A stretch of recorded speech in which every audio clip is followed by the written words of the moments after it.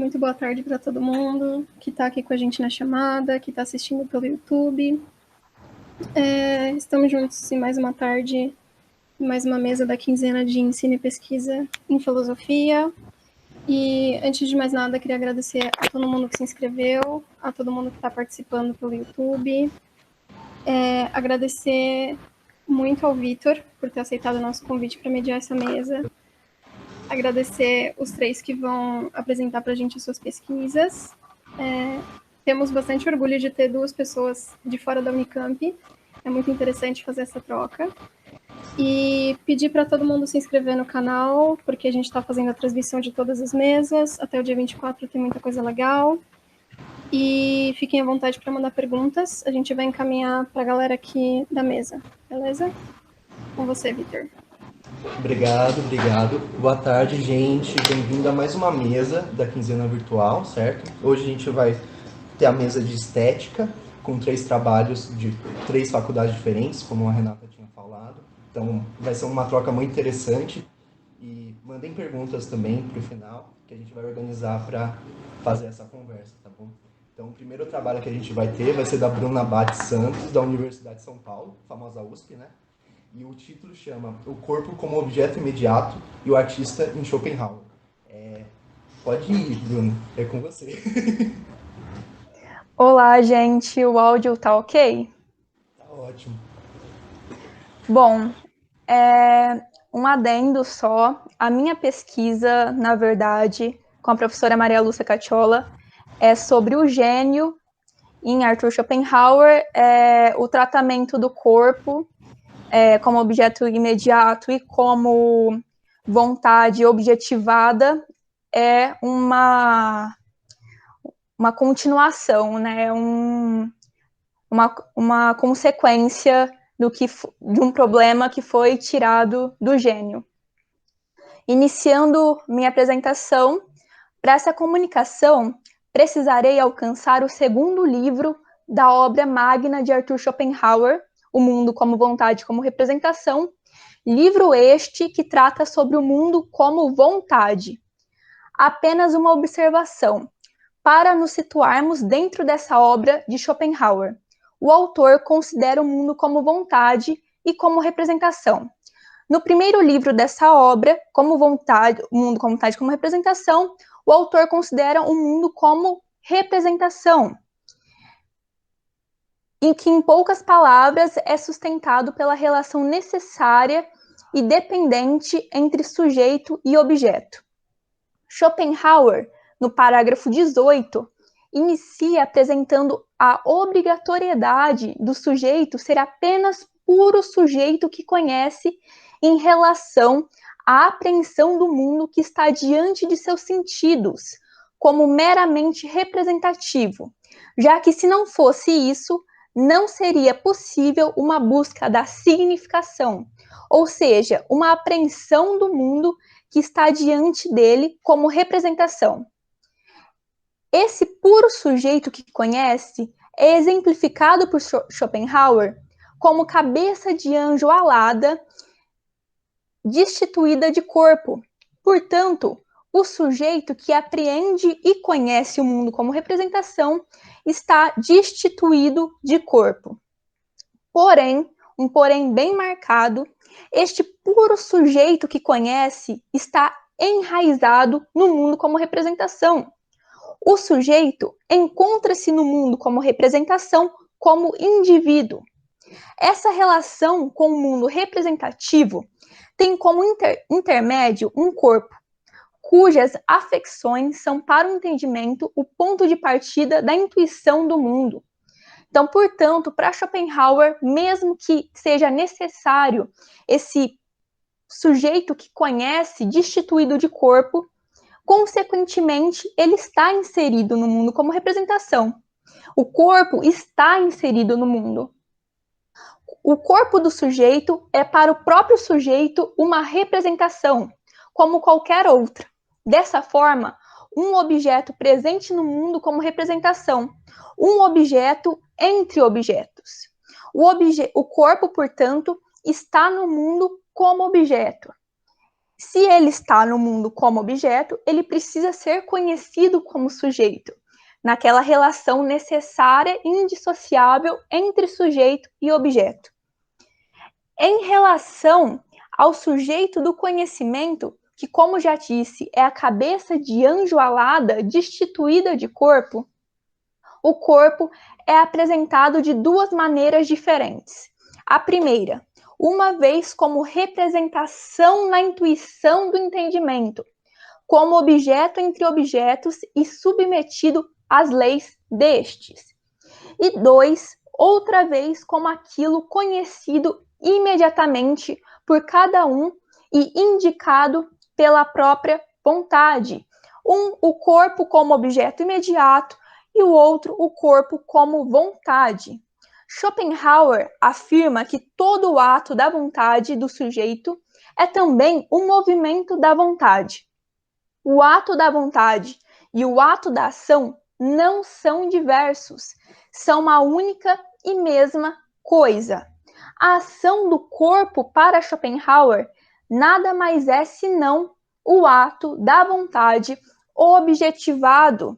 Então, todas as ações que nós fazemos com o corpo, todos os nossos movimentos, que isso vai ser importante quando a gente começar a discutir o corpo como objeto artístico, como, por exemplo, o corpo na dança, o corpo, como esse corpo, que todos os movimentos são vontade, vai poder ser um corpo artístico. O ato da vontade e o ato da ação não são diversos, são uma única e mesma coisa. A ação do corpo para Schopenhauer nada mais é senão o ato da vontade objetivado. E isto valerá para os movimentos racionais, pensados e provocados por motivos e para os movimentos que são meras excitações.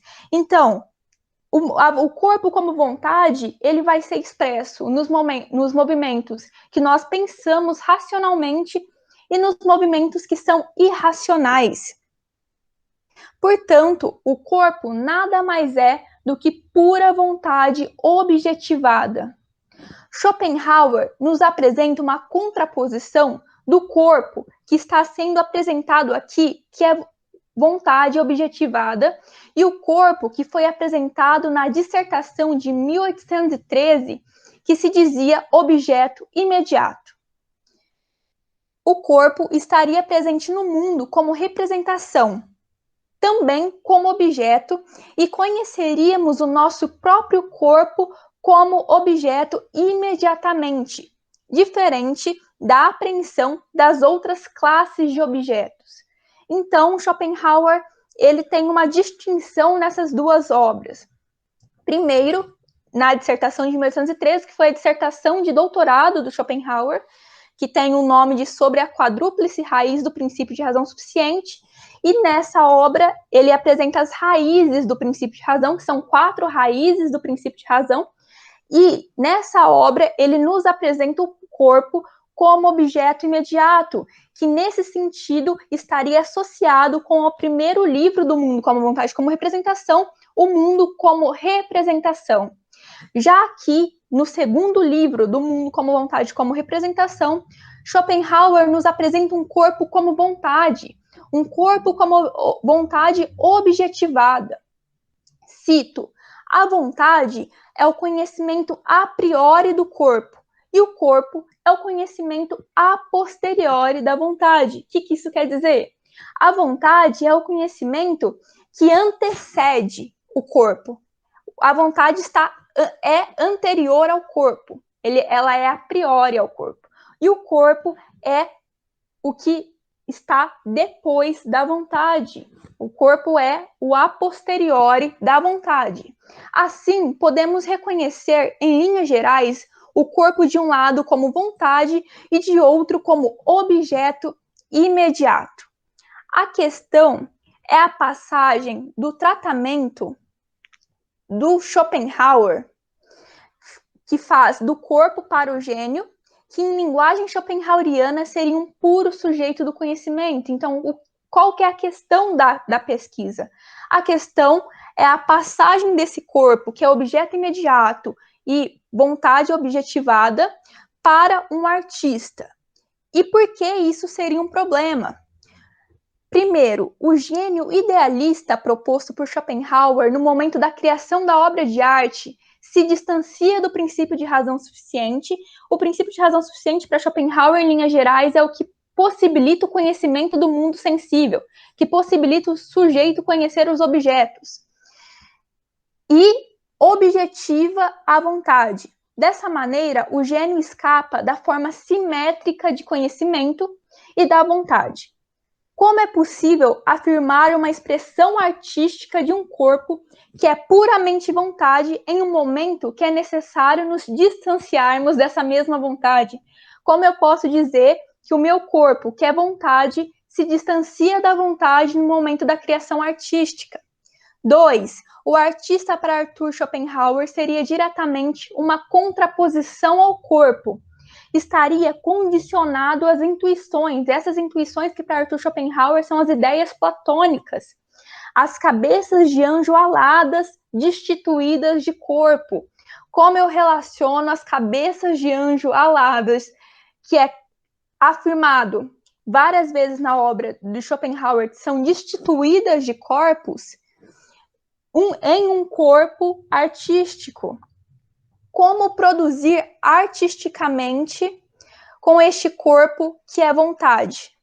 Cada ação, cada movimento, consciente ou inconsciente, é vontade. Como eu escaparia disso? Discorrendo mais sobre o que seria o gênio schopenhaueriano, é necessário apresentar suas características e apresentar a limitação que se desenha a partir da afirmação de características a priori. O gênio possuiria clarividência, fantasia, distanciamento do princípio de razão do devir, se distanciaria da vontade, haveria uma contraposição do sujeito genial e o talentoso. Então, para Schopenhauer, uma enunciação de gênio seria uma limitação, consequentemente, do fator artístico, da produção artística. Não seriam todos que poderiam ser gênios, não seriam todos que poderiam produzir obras de arte, só esses sujeitos que teriam essas características a priori. Voltando para as questões que propus acima, o caminho para as respostas dessas questões estão na própria obra schopenhaueriana. O primeiro passo é a unificação do sujeito e do objeto que ocorre no momento da produção artística. Portanto, uma unificação entre os fatores que sustentam o mundo como representação. Com a unificação do sujeito e do objeto, não há mais, obviamente, um sujeito que conhece um objeto distintos. Há uma unificação entre sujeito e objeto.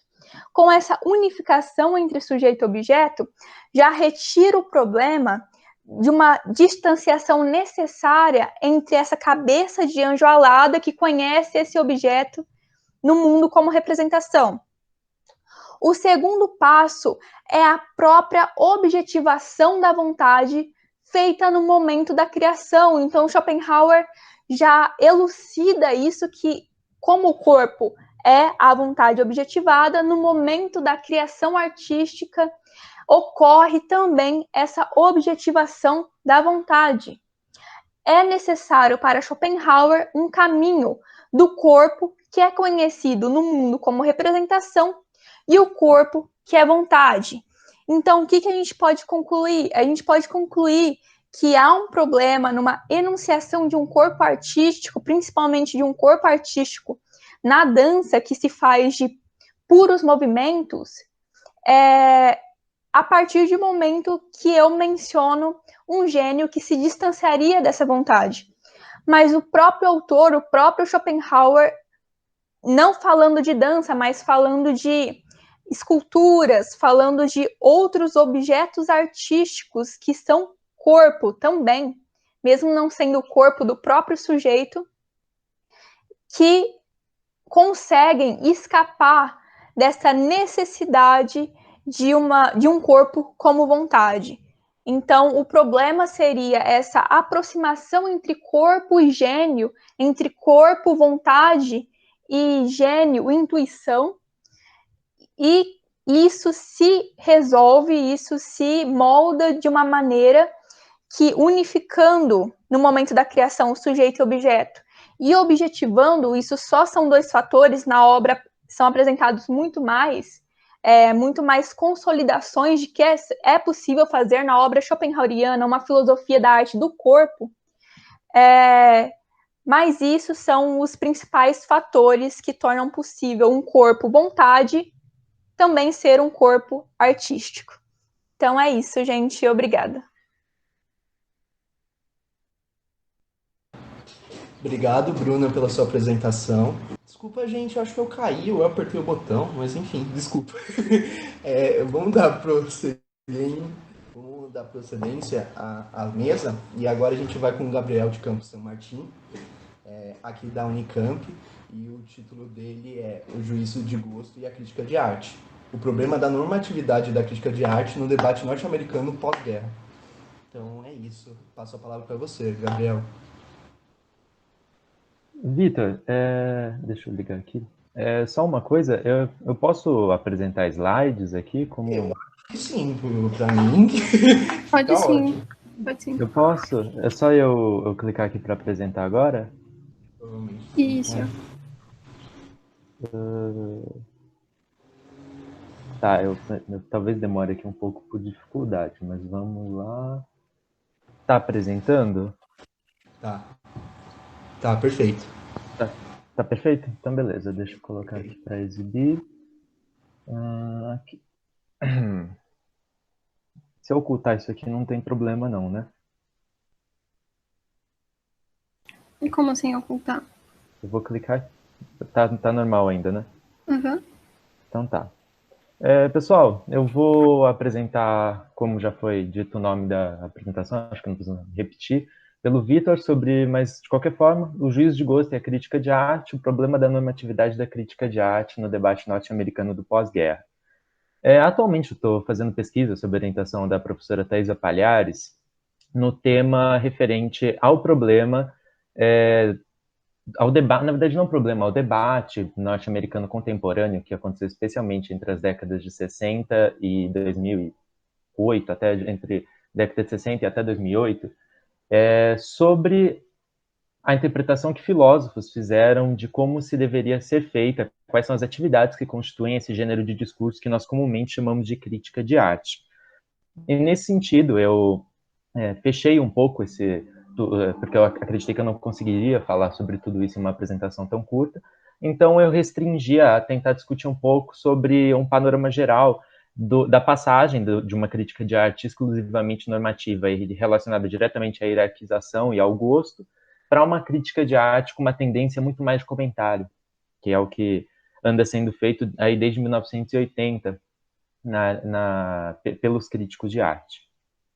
Eu vou dividir a minha apresentação em 4 tópicos, que serão primeiramente uma introdução, na qual eu vou discutir resumidamente os tópicos que eu vou abordar, e depois eu vou abordar eles com um pouco mais de profundidade, que serão a crítica normativa, a crítica descritiva e algumas conclusões que dá para a gente tirar a partir desse debate.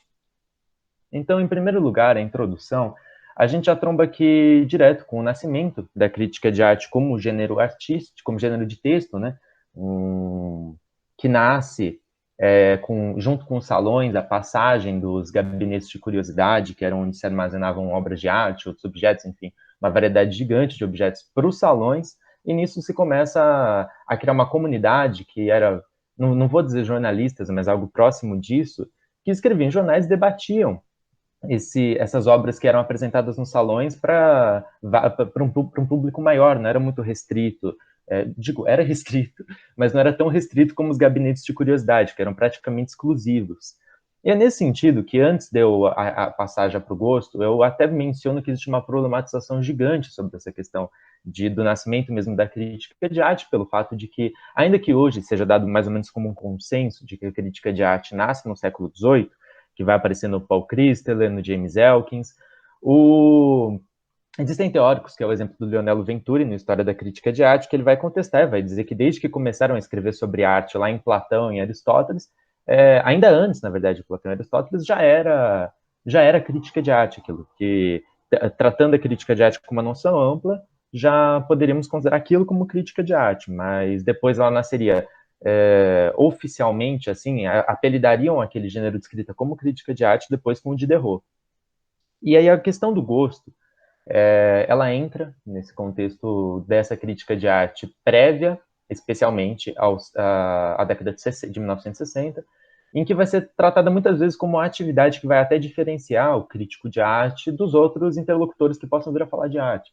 E é um critério que vai ser mesmo, não um critério, um conceito que vai ser hierarquizador sobre essas questões do bom gosto, ou que aqui o David Hume vai tratar como uma delicadeza superior de um interlocutor em detrimento de outro, e que isso vai se fundamentar de uma forma muito profunda no Clement Greenberg, que vai ser o principal crítico de arte norte-americano da primeira metade do século XX. E depois, com o surgimento dessas tendências pós-estruturalistas, Foucaultianas, especialmente o conceito de deconstrução que vai vindo do Derrida, e de conceitos hegelianos de fim da arte, o Danton ele vai arquitetar toda uma noção de uma crítica de arte que não deva ser fundamentada a partir do gosto ou de noções hierarquizadoras ao comparar uma obra de arte com outra, o que vai se tornar uma tendência super famosa, especialmente na década de 80 e 90, o que depois vai ser contestado pelo Noel Carroll intensamente no seu livro On Criticism, de 2008, com publicação oficial em 2009, no qual ele vai fazer ataques até diretos ao Danton, que, curiosamente, a minha pesquisa é até centrada nos argumentos do Carroll sobre o método crítico do Danton. Então, agora, passando por eu até percebi agora que eu já mencionei um pouco mais profundamente do que eu esperava essa questão do século XVIII, então eu vou até pular esse primeiro trecho, mas resumidamente aquilo que eu já mencionei da crítica de arte ter nascido como um gênero oficial com o Diderot e ter tido essa contestação por parte do Lionel Venturi ao se dizer que ela nasce no século XVIII, mas que o Christeler e o Elkins, eu posso até fazer uma citação aqui mais tarde, mas eu não vou gastar esse tempo agora, depois se alguém quiser um aprofundamento, peça nas dúvidas para eu fazer essa citação, mas que é o Christeler especificamente explicando esse nascimento da crítica de arte no século XVIII. A normatividade da crítica, então, ela já era tratada como uma noção fundamental nessa época, e conceitos hierarquizantes eram basicamente o que o crítico tinha que apresentar e tinha que exercer ao escrever um texto crítico artístico. Então, essa hierarquização, ela funcionava a partir de algumas 3 estruturas que eram referentes à mensagem moral que aquela obra que estava sendo apresentada era capaz de expor, o que estava diretamente relacionado a depois a hierarquização por gênero de obras de arte, que é o que vai fazer com que o gênero histórico ele fique sempre considerado como o mais superior de todos, enquanto a natureza morta a mais inferior, dentro dos que entravam nos salões, porque é bom destacar que tem muita obra que não entrava no salão. Então, dentro das obras, e aí que surge o Salão das Refusées, enfim, mas essa hierarquização por gênero que era feita, dentre os gêneros que eram capacitados de entrar nos salões de arte, a natureza morta foi sempre considerada a mais inferior, enquanto o gênero histórico o superior, por essa questão da mensagem moral. Mas além da hierarquia por gênero, existe a hierarquia por técnica, que vão ser diversos conceitos que vão ser aplicados às obras de arte para tentar fazer uma compreensão técnica do que está sendo apresentado naquela pintura, e a partir disso dizer o que é melhor e o que é pior. Isso vai da perspectiva linear, as cores serem o mais naturais possíveis. E aí depois, ainda agora me afastando um pouco só da hierarquização, ainda que esteja diretamente relacionado a essa normatividade da crítica, a gente vai ter essa questão do gosto, que já vai estar vinculada à crítica de arte como uma condição necessária do discurso crítico, que vai ser apresentada, não sei se eu posso dizer em primeira mão, mas vai ser apresentada mais profundamente, com devido interesse específico no gosto pelo David Hume, em 1757, no seu ensaio do padrão de gosto. É um ensaio pequeno, de 16 páginas, eu recomendo para todo mundo a leitura. Nesse ensaio, o Hume ele vai apresentar alguns conceitos que são cruciais para o que se depois vai entender como o gosto dentro da crítica de arte. E dentre eles a gente pode listar a questão da delicadeza que o crítico vai desenvolver a partir da prática, que é o que o Hume vai chamar de hábito. O crítico ele desenvolve um hábito de estar sempre frequentando ambientes de arte, e a partir da prática que você aprofunda o seu gosto ao nível de você ter uma delicadeza estética, uma delicadeza do gosto que vai ser superior ao de outros interlocutores. É uma concepção extremamente elitista que ele vai ter, né? Mas que na época foi o consenso que se tomou dentro da crítica de arte para se partir de uma noção de gosto e uma justificativa, e aí que eu falo que o gosto se mostra como uma condição necessária da crítica de arte, quando críticos começam a se justificar como esses interlocutores que vão ditar o motivo de uma obra ter que estar dentro do salão, se aceita ou não se aceita, pelo fato dele ter um bom gosto ou uma delicadeza superior ao dos outros interlocutores que possam vir a gostar daquela obra que está sendo apresentada, que não foi recusada, que não foi apresentada. E então, apresentado esse panorama do surgimento da crítica de arte, como nasce e como ela é compreendida nas suas origens, a gente tem essa questão da crítica normativa, que já vinha dessa época, mas que vai perdurar até o Grinberg. Ainda que ela tenha nascido no século XVIII, até o Clement Grinberg, nas décadas de 50, 60, ele vai permanecer com essa noção muito incrustada dentro da crítica de arte, de que ela está diretamente vinculada à valoração. Então, vou até fazer uma curta citação aqui, em que o Grinberg, no seu texto The Experience of Value, ele escreve o seguinte, a tradução é minha, então, mas a experiência da arte é essencialmente constituída pela experiência do valor, e esse essencialmente é uma coisa crucial para a gente entender o pensamento do Grinberg, porque ele realmente compreende isso que eu mencionei do Hume, ou desses outros críticos de arte do século XVIII, de uma experiência da arte como essencialmente ligada a valor. Mas é interessante a gente pensar que o que ele chama de valoração não é a mesma coisa que se chamou como esse pensamento racional, através do qual se faria daria não uma nota, mas um valor de superioridade de uma obra em relação à outra, através comparando elas, né? Ele já vai entender essa valoração como muito mais intuída, ele vai dizer que ela não envolve reflexão ou deliberação, ela é automática. Quando você vê uma obra de arte, você automaticamente, mesmo que inconscientemente, você vai estar avaliando ela. E quando você olha outra, você vai dizer, essa aqui é melhor. E é aí que o crítico vai ter toda a questão da necessidade de prática, necessidade de um conhecimento profundo de arte, para ele conseguir desenvolver isso de forma muito mais apurada. E a gente já vê, o Grinberg sempre se diz kantiano, mas ele nunca teve uma leitura muito apurada do Kant, ele não era filósofo. Então, o que acontece ele vai para um juízo de gosto muito huminiano, ele vai se relacionar muito forte com isso, e é aí que entra a questão da crítica de arte, ainda no século XX, como um meio de avaliação e hierarquização de obras. E agora eu vou só, muito superficialmente, citar o Noel Carroll, porque eu acho que ele vai ficar mais interessante ser citado depois do Danto, mas que em 2009, como eu já mencionei, ele escreve o On Criticism, em que ele vai tratar esse essencialismo da normatividade. Aqui ele não fala de gosto, inclusive ele tira quase completamente a pertinência de um gosto.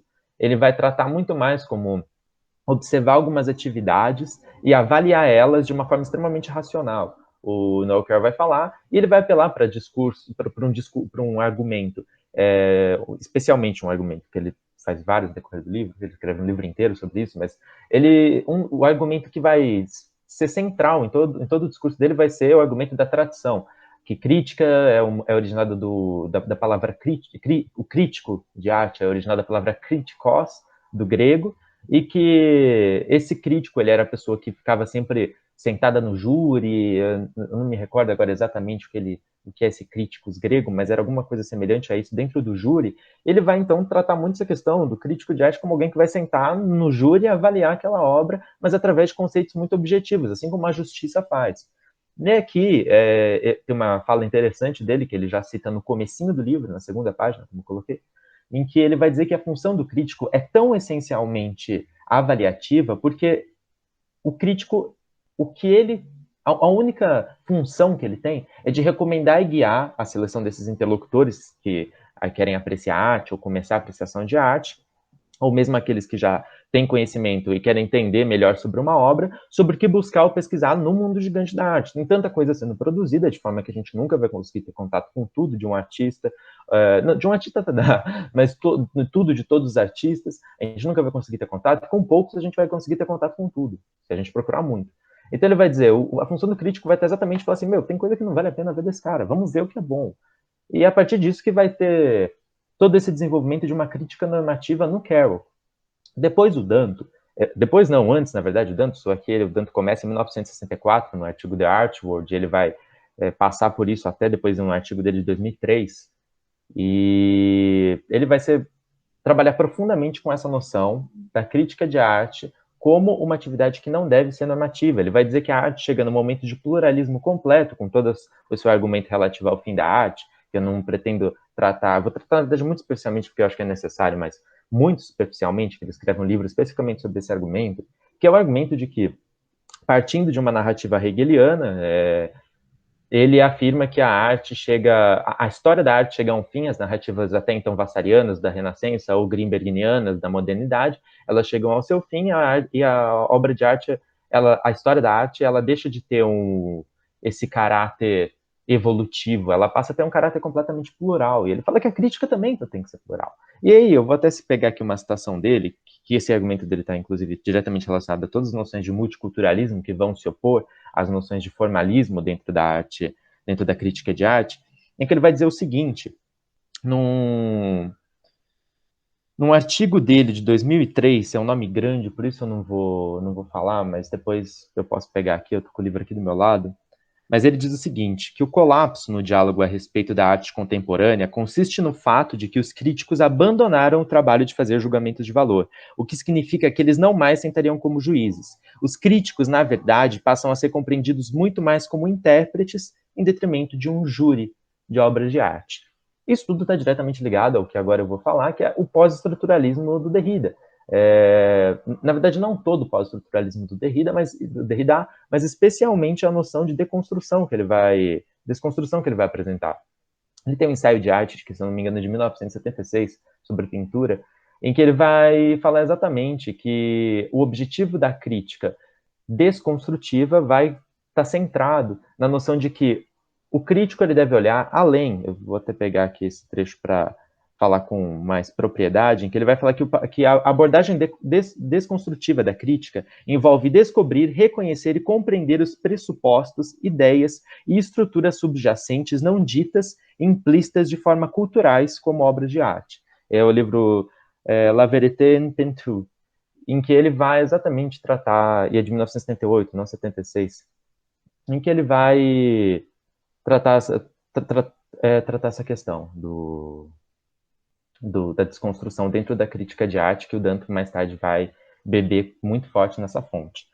Eu aqui coloquei só por via de curiosidade, que eu posso aprofundar no momento das dúvidas, em críticos que levaram essa premissa dantiana e derridiana ao extremo aqui também no Brasil, que são Frederico Moraes, Paulo Reckenhoff, Fernando Cocchiarelli, que vão entender também esse papel do crítico não como mais essa pessoa que vai hierarquizar e avaliar obras de arte. E tudo isso depois vai gerar esse debate que eu mencionei entre o Danto e o Carroll, em que o Carroll vai fazer argumentos diretamente relacionados à crítica do Danto, falando assim, o Danto sem querer acabou argumentando a favor de uma crítica avaliativa. E ele vai cair bem em cima, eles dois vão debater por um tempo, mas infelizmente o Danto ele morre em 2013, o que vai impedir que o debate deles tenha continuidade em 2013. Mas foi um debate muito rico dentro dessa tradição norte-americana sobre a crítica de arte como normativa ou como exclusivamente descritiva. Acho que é importante até ressaltar que o Carroll ele defendia uma crítica de arte normativa, mas ela tinha toda uma base que era descritiva. Então, quando eu falo de uma crítica de arte descritiva, eu estou falando de uma crítica de arte exclusivamente descritiva. Quando eu falo de uma crítica de arte normativa, ela também está constituída de várias características descritivas, não é que ela é só normativa. Isso é o que um juiz de gosto faria, uma crítica exclusivamente normativa, né?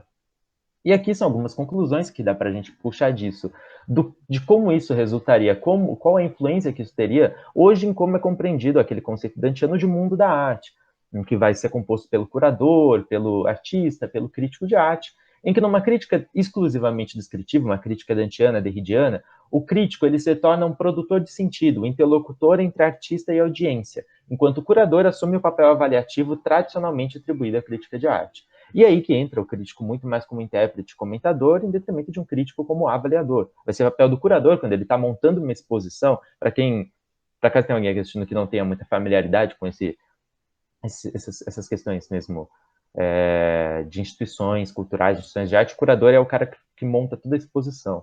Então, que faz toda a expografia do museu e várias outras funções, mas aqui entendendo o curador como essa pessoa que vai determinar os objetos de arte que vão compor uma exposição.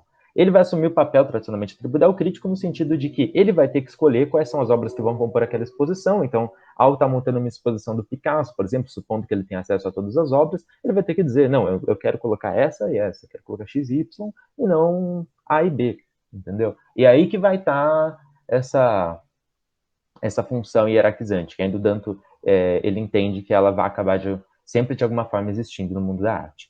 Enquanto, por outro lado, para a crítica normativa, o crítico ele vai continuar com esse papel avaliativo, como isso foi tradicionalmente até de século XVIII até a década de 60 feito de forma unânime. Não tem nem como a gente dizer que isso mudaria muita coisa, entendeu? Agora, aqui eu listo que a única mudança grande que vai ter, continuando com uma crítica normativa nas funções atribuídas a cada interlocutor dentro do mundo da arte, vai ser o desenvolvimento de uma tendência descritiva, no sentido de não vai ser mais simplesmente uma justificação através de um discurso de eu tenho mais delicadeza, uma delicadeza mais apurada, um bom gosto, um gosto que é superior ao seu, e por isso eu sou capaz de dizer que aquela obra é melhor, enquanto você não tem esse mesmo nível como interlocutor em relação a mim. Você vai ter que justificar aquilo de uma forma analítica, você vai ter que fazer isso de uma forma bem técnica, e é isso que acredito que com esse surgimento desse debate norte-americano, com surgimento, não, me desculpa, com essa noção normativa do Noel Carroll, dentre esses outros críticos, como o exemplo do próprio James Elkins, da crítica de arte normativa norte-americana, é ainda uma tendência ao surgimento de um aspecto descritivo nessa crítica. Enfim, é isso. Eu agradeço aqui a presença de todos e a atenção de todos. Obrigado, Gabriel, pela sua apresentação. E agora, para finalizar, eu passo a palavra para o Lucas Oliveira de Lacerda, da Universidade Federal de Ceará, com o título do seu trabalho, A Experimentação do Corpo Sem Órgãos de Deleuze e Guattari. Então, Lucas, por favor. Obrigado. Obrigado, Vitor. Parabéns a todo mundo que apresentou. Eu acho que meu trabalho vai dialogar em algumas linhas com os trabalhos apresentados. E antes de começar, é importante falar um pouco da peculiaridade de como é o Deleuze, como é que esse filósofo pensa. E a gente poderia dizer que toda a filosofia do Deleuze ela é uma estética. E a gente também pode dizer que toda a filosofia do Deleuze também é uma ética. E a gente também pode dizer que toda a filosofia do Deleuze também é uma política, assim, porque ele é um pensador que não vai, digamos, fazer essa distinção tal como os antigos fizeram os modernos. Assim, para ele, essa distinção talvez não faça sentido. Tem um filósofo chamado Davi Lapujade que ele arrisca dizer que toda a filosofia do Deleuze se trata de buscar os movimentos aberrantes. E os movimentos aberrantes, para o Deleuze, são esses movimentos que deformam uma formação que muitas vezes é produzida, é a priori, é pré-estabelecida, dada como natural ou então como única possibilidade. Então, os movimentos aberrantes são movimentos que, de alguma maneira, produzem rachaduras que deformam e desmoronam, arruinam, corroem algo de concreto. Então, parece que o Deleuze, durante toda a sua filosofia, quando ele traz muitos artistas literários, cineastas, pintores, ele vai trabalhar com uma gama de artistas, uma gama de ciências, ele vai na matemática, na biologia, na astrofísica, como na filosofia. E o que ele está sempre em busca, de fato, são esses movimentos aberrantes. Então, a gente pode dizer que a questão do Deleuze é como se cria. Como que a gente cria? Como que a gente cria uma ideia filosófica? Como é que surge a criação de uma ideia filosófica ou de uma ideia artística? Ou como é que um artista cria uma obra, um cineasta tem uma ideia cinematográfica, um pintor cria uma imagem pictórica? Ou como é que um cientista, por Deleuze, os cientistas não descobrem nada? Não há o que descobrir, mas há que se criar. Para ele, a ciência também é criadora. Então, o Deleuze está sempre preocupado em como que se cria. Quais condições quase que de condições de impossibilidade se cria. Então, por isso que a gente pode falar que a questão estética no Deleuze é em torno da criação, e quando a gente discute ética, ele também está preocupado em como se cria uma ética, como se cria uma nova regra, que ele vai chamar de facultativa ou variável, ou criações políticas, como se cria políticas. Então é isso, por isso que eu gosto de começar fazendo um pouco isso, assim, porque quando eu mando os trabalhos para os eventos, eu fico esperando saber onde é que eles vão jogar, assim, para ver como é que estão lendo, assim, porque é uma coisa meio assim, sabe, que ao mesmo tempo foge, mas é transversal. E aí o que eu propus para cá se chama Experimentação do Corpo Sem Órgãos, de Deleuze e Guattari. Eu vou passar o texto para não me demorar muito, tá? E aí, quando tiver faltando um tempo, pode falar, tá? Porque eu vou estar com a tela do texto, então eu não vou conseguir ler o chat. Então pode me avisar quando tiver faltando, lá, 5 minutos. Bem, vou passar a leitura. Em 28 de novembro de 1947, na conferência radiofônica Para Acabar com o Juízo de Deus, Antonin Artaud declara guerra aos órgãos. Ele grita, abre aspas, não há nada de mais inútil do que um órgão, fecha aspas. E aí, só explicando o que é que o Artaud chama de órgão, tá? Para o Artaud, o órgão é sempre uma camisa de força. O órgão é algo que, de alguma maneira, impede o corpo de novas experimentações, ou seja, é um redutor de experimentações. Então, ele fecha o corpo a, normalmente, uma única experimentação possível. Continuando. A partir desse acontecimento, no livro Mil Platôs, Capitalismo e Esquizofrenia 2, de 1980, no Platô 6, Como Criar para Si um Corpo Sem Órgãos, Gilles Deleuze e Félix Guattari reformulam o conceito e a prática do corpo sem órgãos, a partir do teatro da crueldade do Artaud e da filosofia da imanência e da física dos corpos de Benedicto de Spinoza. Para Deleuze e Guattari, o corpo sem órgãos, citando, o corpo sem órgãos é um exercício, uma experimentação, uma prática, um conjunto de práticas, fim de citação. O corpo sem órgãos não é algo a ser interpretado, mas sim experimentado. Ele é um conjunto de práticas, portanto, ele é uma ética, um modo de existência, um modo de vida e uma maneira de desejar. O título do Platô 6, Como Criar para Si um Corpo Sem Órgãos, coloca um problema ético a cada modo de existência singular. Pois o corpo sem órgãos não é uma fórmula, uma receita ou um método, mas antes um convite à experimentação. Neste sentido, cabe a cada modo de existência singular criar para si o seu corpo sem órgãos. Inventar programas e práticas que construam um corpo sem órgãos para si. A pergunta como criar para si um corpo sem órgãos, que é o título do texto que eles escrevem, remete à pergunta de Spinoza, o que pode o corpo? Citando Spinoza, o fato é que ninguém determinou até agora o que pode o corpo, isto é, a experiência, ninguém ensinou até agora o que o corpo pode e o que não pode fazer. Fim de citação. Eu ia falar um pouco da ética do Spinoza, mas eu vou pular por conta do tempo.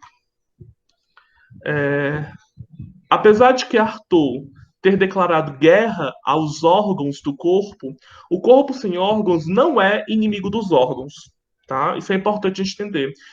Porque quando a gente enuncia essa expressão, um corpo sem órgãos, a primeira imagem que a gente produz na nossa imaginação é um corpo desfacelado. É um corpo, digamos, sem esses órgãos que a gente pode colocar como órgãos orgânicos mesmo, assim, esses órgãos como o pulmão. Não se trata disso, tá? O corpo sem órgãos não é um corpo sem órgãos, nesse sentido. Não, ou seja, o inimigo dele não é os órgãos. Continua no texto. O inimigo do corpo sem órgãos é o organismo. E o organismo é uma organização dos órgãos, citando Deleuze e Guattari.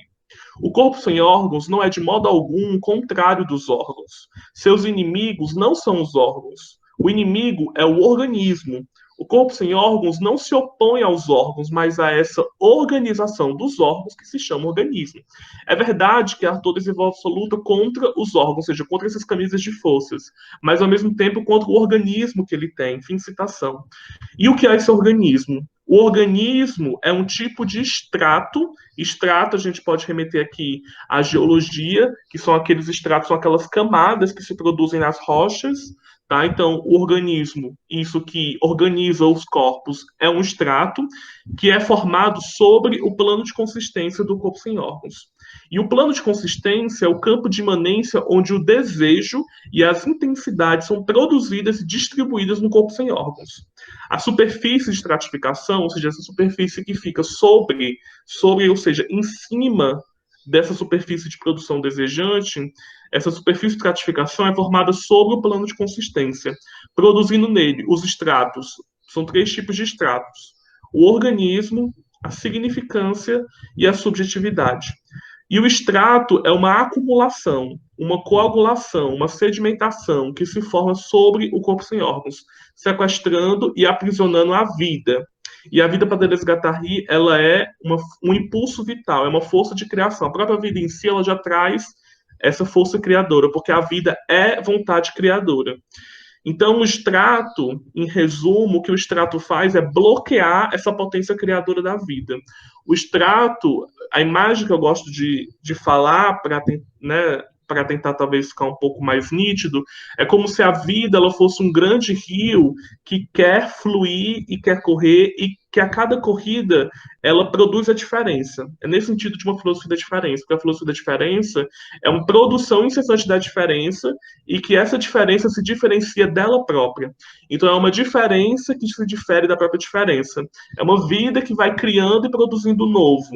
E o extrato é como se fosse um bloqueio, uma barragem, é algo que impede esse movimento da vida, que muitas vezes coloca a vida em velocidades mais lentas, né? Porque a vida nunca vai deixar de se movimentar, mas ela pode diminuir as suas velocidades, elas ficam cada vez mais lentas, impedidas de criar. Só que para Deleuze e Guattari, a vida ela sempre vai encontrar uma brecha, ela sempre vai encontrar uma saída, e essa saída vai ser criadora, sempre.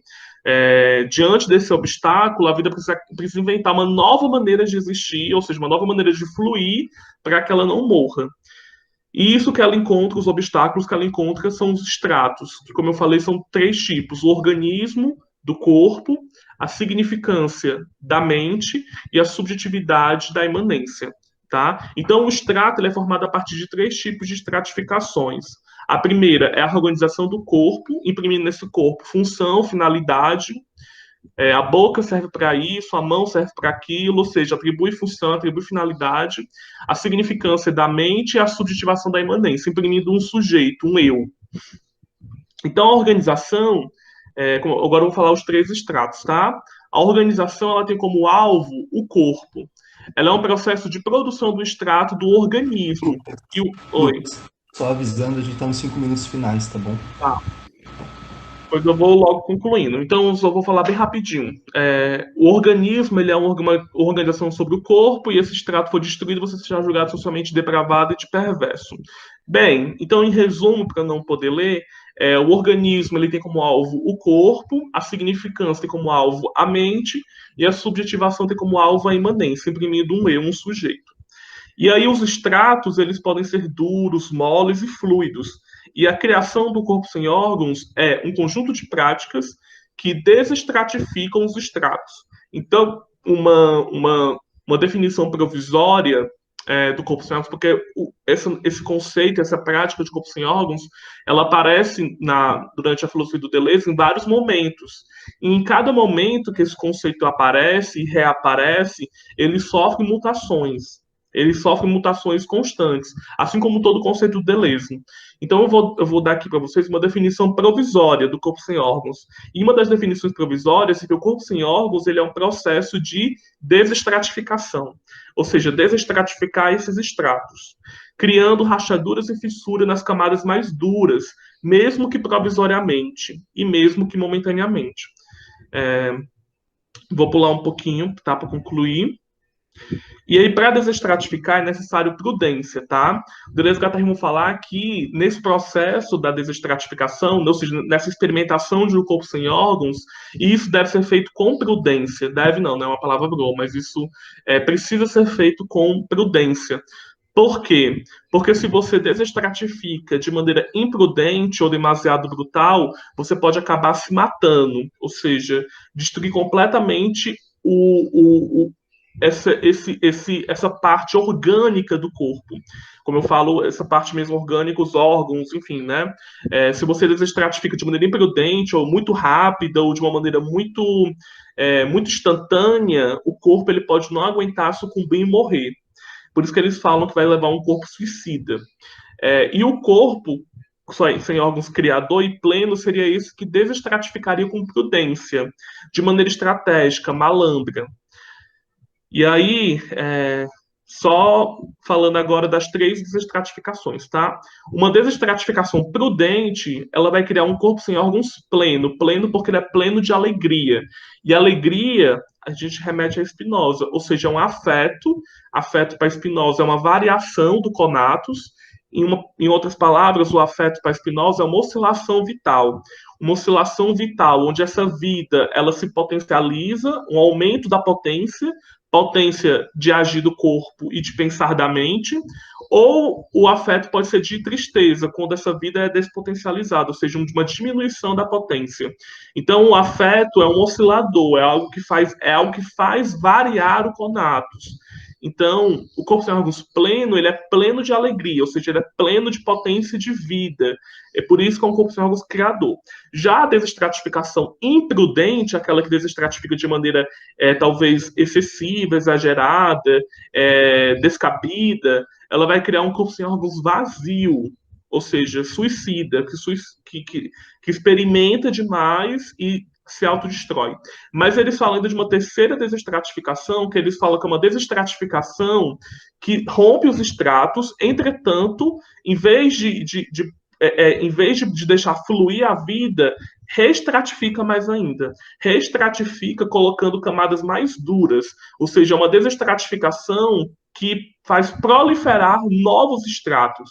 Então, em vez dela rachar ou destruir estratos, ela cria novos. Então, é uma desestratificação que reestratifica e prolifera novos estratos e cria para si um corpo sem órgãos canceroso. Essa é a imagem do câncer, né, que vai se proliferando. E eles falam que esse tipo de corpo sem órgãos é o corpo sem órgãos do fascista. E aí eu vou concluir falando dessa questão do fascismo, tá? De maneira bem breve. Então, o corpo sem órgãos pleno criador, ele é desejo. É uma produção desejante, é uma lógica desejante. E o corpo sem órgãos vazio, suicida, também é desejo, também é uma lógica desejante. E o corpo sem órgãos canceroso do fascista também é desejo, também é uma lógica desejante.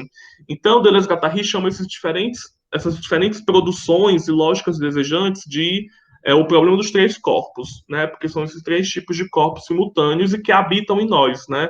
Essas lógicas desejantes, elas são paralelas, concomitantes. E aí, para concluir, deixa eu pular aqui um pouquinho do texto. Então, o fascismo, para Deleuze-Guattari, de maneira muito grosseira, para eu não deixar de comentar, o fascismo é um tipo de desejo que deseja a própria repressão, ou seja, é um tipo de desejo que deseja a própria estratificação.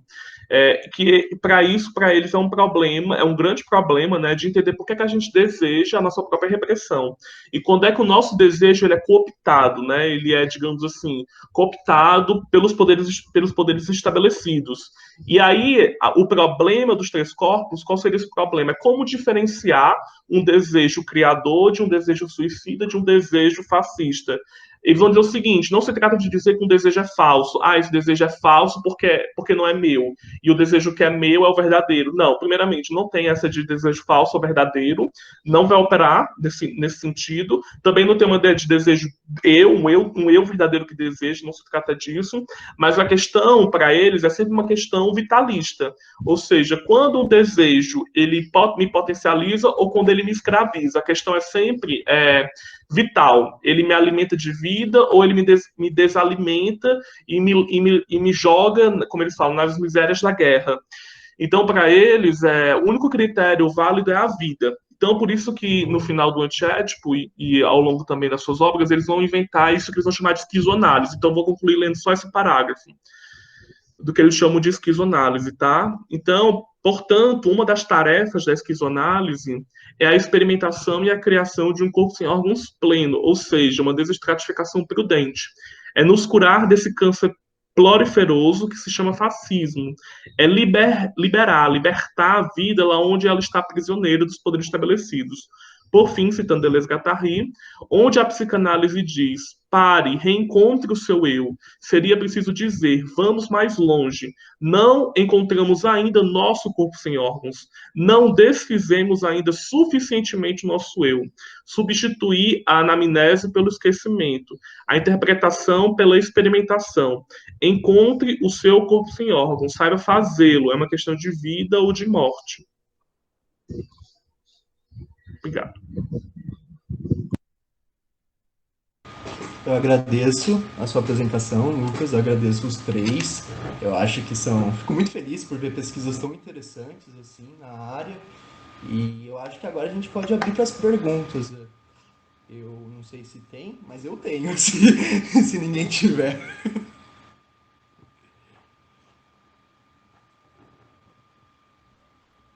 Eu também tenho, Vitor, mas acho que você pode começar.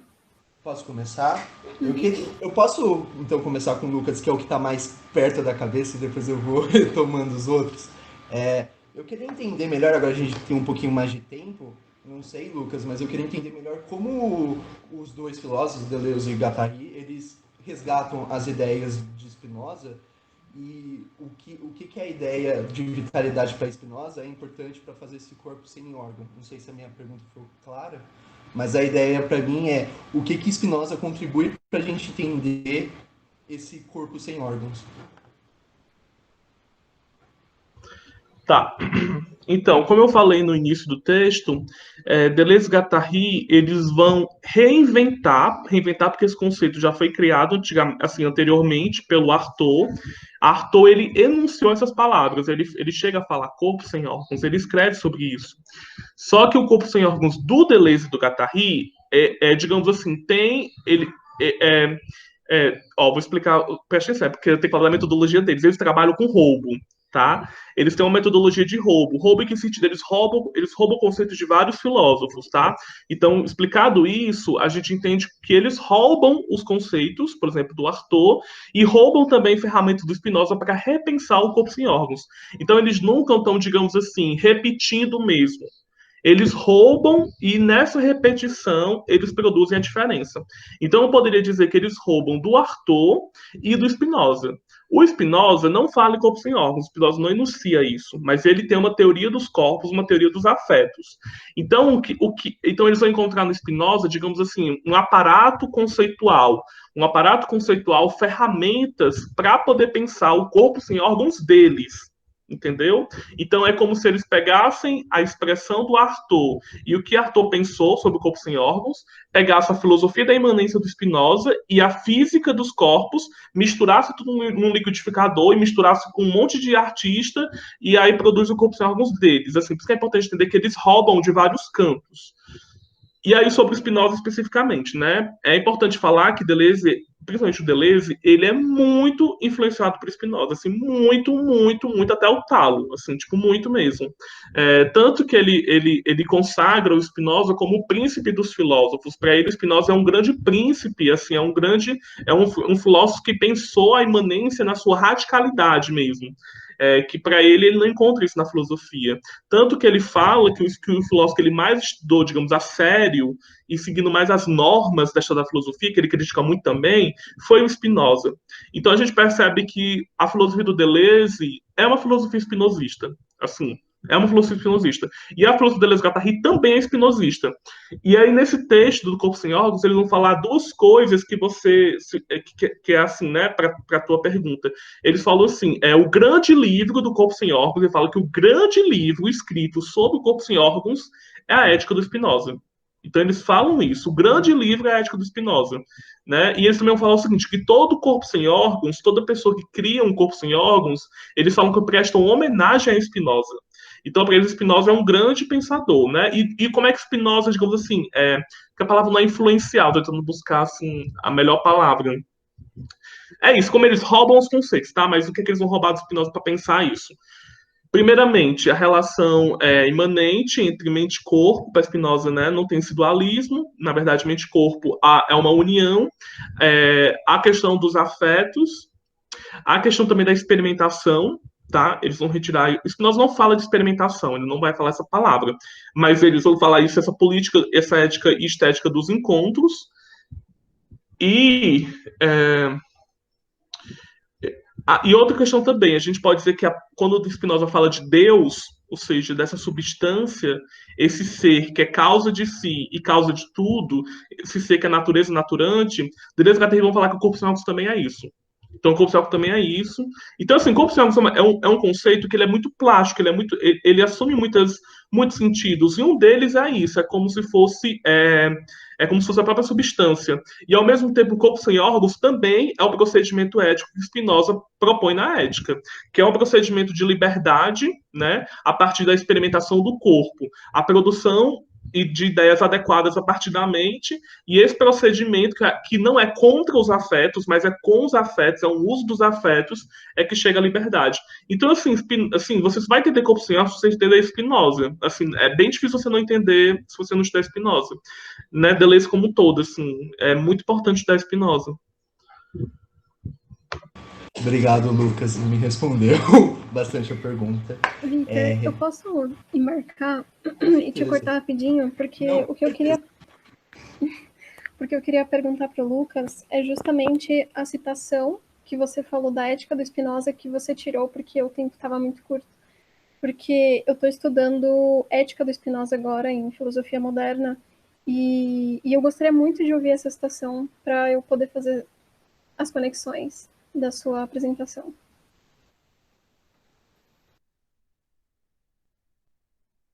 Seu áudio está mutado, Lucas. Seu áudio está mutado. Não, é que essa parte, eu ia, no texto eu ia falar da ética do Spinoza, mas eu cortei, aí eu colei no chat para tu pegar a referência. Mas é na parte 3 da ética, tá? Na parte 3, na proposição 2 no escolho. Assim, porque o Spinoza, você sabe, né? Escreve método geométrico. Sim. Então é bem assim, é na parte 3, que se não me engano é a origem e natureza dos afetos, é porque eu sempre troco a parte 2 com a parte que ele mostra, uma começa com a origem, a outra com a natureza, mas é uma assim, dos afetos, né? E aí na proposição 2 do escolho. Inclusive, Deleuze e Guattari fala, isso é interessante, ele vai ter um texto que é um dos últimos, quer dizer, o Deleuze, é um dos últimos textos que o Deleuze escreveu, que se chama Spinoza e as Três Éticas. E aí ele afirma que a ética do Spinoza é uma ética que tem 3 éticas dentro dela.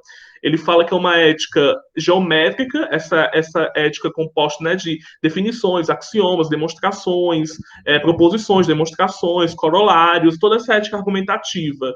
Mas eles falam que existe uma segunda ética, que é uma ética subterrânea, é uma ética flamejante, que é a ética dos escolhos, dos prefácios e dos apêndices. Tanto que se você lê a ética, você repara que os escolhos, os apêndices, os prefácios, é como se Spinoza ele tivesse uma outra linguagem, assim, como se você percebe que é um Spinoza mais ácido, é lá onde ele fala mal do Descartes, é lá onde ele fala mal enfim, é como se ele estivesse assim, fofocando na esquina, sabe? Lá ele é muito mais afetivo, então o Deleuze fala que essa segunda ética. Então, assim, enquanto uma dica de estudo para quem está interessado no corpo sem órgãos seria essa segunda ética, que é a ética dos escolhos, prefácios e os apêndices. E a terceira ética, né, é o dele fala que é o quinto livro que ele fala que é a terceira ética. Aí recomendo esse texto, acho que dá para já te ajudar bastante. Show, beleza. Obrigadão, Lucas.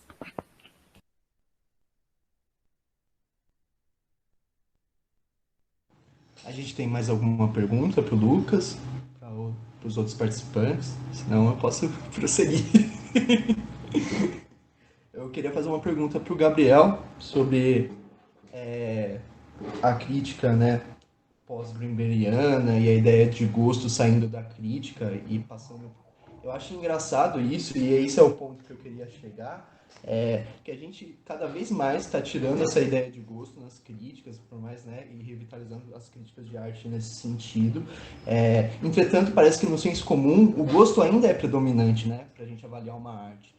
A gente pensa ela enquanto decoração de casa, né? Então, pô, eu não vou ter isso porque eu não gosto, não compraria para minha casa. Eu já vi muitas vezes isso porque eu trabalho no museu, então eu já ouvi muito desse discurso, né? E aí eu queria saber até que ponto, por mais que a gente tenha essa revitalização do gosto, quer dizer, a revitalização da crítica de arte sobre o gosto, né? E meio que excluir, entre muitas aspas, esse aspecto, essa dinâmica de crítica, eu queria entender para você, Gabriel, se isso é uma fase, tipo, se isso é realmente a crítica hoje parte por ser só descritiva e, nesse sentido, essa apelação do gosto não existe, cada vez mais não vai existir, ou se tem um movimento ao contrário, apelando para essa proposta de fazer uma crítica pensando no gosto. Deu para entender? Sim, sim. Ó, Vitor, eu acho que a minha resposta vai acabar sendo um pouco particular, porque eu acho que a pergunta exige um pouco isso. Mas, basicamente, olha, eu acho que tanto as tendências normativas quanto as tendências descritivas da crítica de arte, ambas tendem a um afastamento do gosto. Então, assim, eu penso, no senso comum existe uma coisa, mas quando eu falo assim dessa crítica, eu estou falando dessa crítica exclusivamente institucional e que se afasta do gosto hoje, porque, meu, se um crítico, vou pegar um exemplo aqui, mesmo de um crítico ainda bastante normativo que a gente tem aqui no Brasil, que é o caso do Rodrigo Naves. Se o Rodrigo resolver ir lá e simplesmente querer justificar uma obra de arte a partir de, eu gosto desse trabalho, eu não gosto, não vai funcionar, entendeu? Vão ter críticas e ele não vai conseguir sustentar essa argumentação, porque ele vai precisar de uma outra argumentação muito rigorosa em cima dessa justificação do porquê o fato dele gostar torna aquele trabalho bom, né? Ele mesmo, já faz um tempo, eu conheço o Rodrigo e ele sempre, e toda vez que ele vai falar de um trabalho, ele fala, Gabriel, ele não fala isso aqui é bom, ele fala isso aqui é bem executado, entendeu? Ele nunca vai referir a um trabalho como bom ou ruim, ele vai falar é bem executado porque ele quis, entendeu? E existe essa briga toda entre os formalistas, os multiculturalistas, enfim, essa briga que é bem tradicional ainda dentro da crítica de arte, que parece, eu sempre falo assim, é uma briga, mas que já está ganha por um lado, mas que mas que ainda que eu seja do lado, eu sempre falo que eu pendo pro lado perdedor, mas eu já reconheço que a arte contemporânea levou, entendeu? Mas o ponto é o seguinte, eu acho que essa questão do gosto, ela é uma coisa que está já bem passada, já foi essa questão de justificar a crítica pelo gosto, já desde o Greenberg já passou, mesmo Noel Carroll, mesmo James Elkins, mesmo Rodrigo Naves, todos eles vão para esse molde de tentar descrever muito tecnicamente, de uma forma muito clara, o que eles veem que vai ser realmente que vai caracterizar aquela obra como bem executada ou mais executada. E mesmo essa galera formalista, que assim, a gente pode até falar que no formalismo dos mais rigorosos, que não vai nem olhar o contexto histórico, não importa nem o artista, só o que está na obra e ponto, chegar ao ponto de talvez uma abstração nem fazer sentido, entendeu? Num formalismo dos mais rigorosos, assim, em qualquer formalismo, acho que não existe mais formalismo completamente rigoroso para observar a arte contemporânea e talvez mesmo a arte moderna, em que, assim, se torna um formalismo não é parcial, moderado, um formalismo moderado, que vai olhar ainda esse contexto histórico, vai olhar onde o artista está inserido, vai observar questões históricas que estão diretamente ligadas à obra. O Rodrigo faz isso, o Carroll faz isso, sabe? Eu acho que é isso. O trabalho do crítico está, mesmo dentre esses críticos avaliativos, ele não é só o cara mais que vai estar lá escrevendo para jornal, falando bem ou mal. Ele vai ser o cara que também vai estar escrevendo um texto para a galeria, entendeu? Quantas vezes a gente vê um crítico sendo contratado por uma galeria e com certeza não vai ser para ele lá e falar o que está bom, o que está ruim sobre a exposição que eles estão fazendo, é para introduzir o artista, entendeu? E eu acho que acaba que a função do crítico, ela pendeu um pouco para isso recentemente, né? Então eu acredito que esse lado descritivo está se tornando muito mais forte do que esse lado do gosto hoje. Eu acho engraçado, né? Porque parece que o papel do crítico, que antes era muito ressaltado, ele perde muita força com o papel do curador, né? Como você mesmo colocou na sua apresentação, né? Parece que É isso, o crítico ele está cada vez mais especializado, técnico, e eu não sei até que ponto isso significa que ele está divulgado, ou ele tem uma boa divulgação das coisas dele, né? Porque parece que cada vez mais a gente está atendendo a essa, tipo, a esse personagem, ou a essa pessoa enquanto técnica, né? Enquanto não é mais aquele cara que fala, isso aqui é uma boa experiência para você ter, ou isso aqui é de bom gosto, né? As pessoas antes pareciam que queriam ter esse tipo de valor. E hoje parece que a força do curador vem nisso, né? De falar, de aplicar, né? Enquanto monta uma exposição, ou enquanto, né? Parece que ele sim pode aplicar falando isso aqui é de bom gosto, isso não é de bom gosto. Não necessariamente, né? Parece que traz agora esse, acho que é isso. Para mim, eu acho esse novo personagem que a gente está construindo é o curador enquanto, e eu acho muito importante essa ideia também de curadoria mesmo. O que a gente entende enquanto curadoria? Porque se a gente vê na nossa experiência enquanto faculdade, a gente tem um tipo de curadoria, mas se você for em outros espaços alternativos, ou enfim, você vai ter outro personagem de curadoria, mas enfim. Eu sinto que, eu não sei até que ponto hoje em dia a crítica de arte, ela esse personagem, né, do crítico de arte, ele tá perdendo, ele tá sendo colocado em um lugar bem exclusivo para ele, sabe? É isso Uhum. que eu sinto em certos pontos, assim, principalmente com a sua apresentação, né? A gente tem toda uma construção, né, do que é ser um crítico de arte. Tem uma fala, é um videozinho assim, eu não sei de onde veio aquele vídeo, eu sinto que é aqueles vídeos de trabalho de faculdade, assim, que a galera foi lá e falaram, você tem que entrevistar um crítico de arte, aí a galera foi lá e procurou algum, e aí encontraram um lá, entendeu? E eles foram entrevistar o Fernando Cocchiarelli, você conhece o Fernando? Então, é um cara super grande, é um gigante, né, na crítica contemporânea, e ele fala, a menina falou assim, o que é ser crítico de arte? Ele falou assim, hoje ser crítico de arte já não é mais nada, porque não tem mais crítico de arte, ele disse. O que todo mundo sempre entendeu como crítico de arte, que todo mundo entendeu como esse cara que vai lá, vai... Ele falou, isso está hoje tudo constituído na curadoria. Ele disse, mas por que isso? Porque é difícil até hoje você falar que alguém vive como crítico de arte, entendeu? Assim, os jornais estão todos ferrados, ninguém está mais contratando crítico de arte. A Folha de São Paulo paga 400, 500 reais para fazer um texto de crítica que você vai demorar 15 dias para fazer, sabe? Não, não vale mais a pena. Aí que acontece as coisas desses críticos, como é o caso do Rodrigo, como é o caso do Paulo Reckenhoff, como é o caso do Thiago Mesquita, desses caras todos estarem migrando para áreas que estão diretamente ligadas, mas que não são essa crítica puramente de jornal, sabe? Thiago Mesquita começou o curso de arte contemporânea dele, o Rodrigo dá o curso dele de história da arte, o Paulo Reckenhoff vira curador. Parece que eles se tornam fomentadores desse campo, né? Mais do que exatamente um crítico, né? Aquele que Então, vai distribuir valor. uhum. Eu acho interessante isso. Eu gosto. Eu gostei muito da sua pesquisa, inclusive. Obrigado, Vitor. Obrigado. É ótimo. E aí, por último, alguém tem mais alguma pergunta para o Gabriel? Eu queria só fazer uma pergunta, um Oi. comentário, na verdade. Não sei se vocês conhecem a Helena Katz, ela é uma crítica de dança. E é professora da PUC, aqui de São Paulo. E ela comenta, é bem interessante, bem próximo dessa linha da não possibilidade de haver mais crítica de arte, mas o interessante é que não há mais crítica de arte porque não há mais arte. Não tem do que ser feito crítica, né? A arte acabou depois da Revolução Industrial. Não se faz mais arte, principalmente não se faz mais dança, porque partiu para a comercialização, né? Partiu para uma comercialização das obras, então tudo é vendido, então tem blusa de obra do Picasso, tem bolsa de obra do Picasso. Quando você monta uma coreografia, você não monta uma coreografia para a contemplação da estética da dança, você monta para vender, né? Você monta para festivais competitivos, não para mostras, né? Não para como ocorre com obras em museus, né? Já é uma visão de arte muito oposta do que os modernos, né?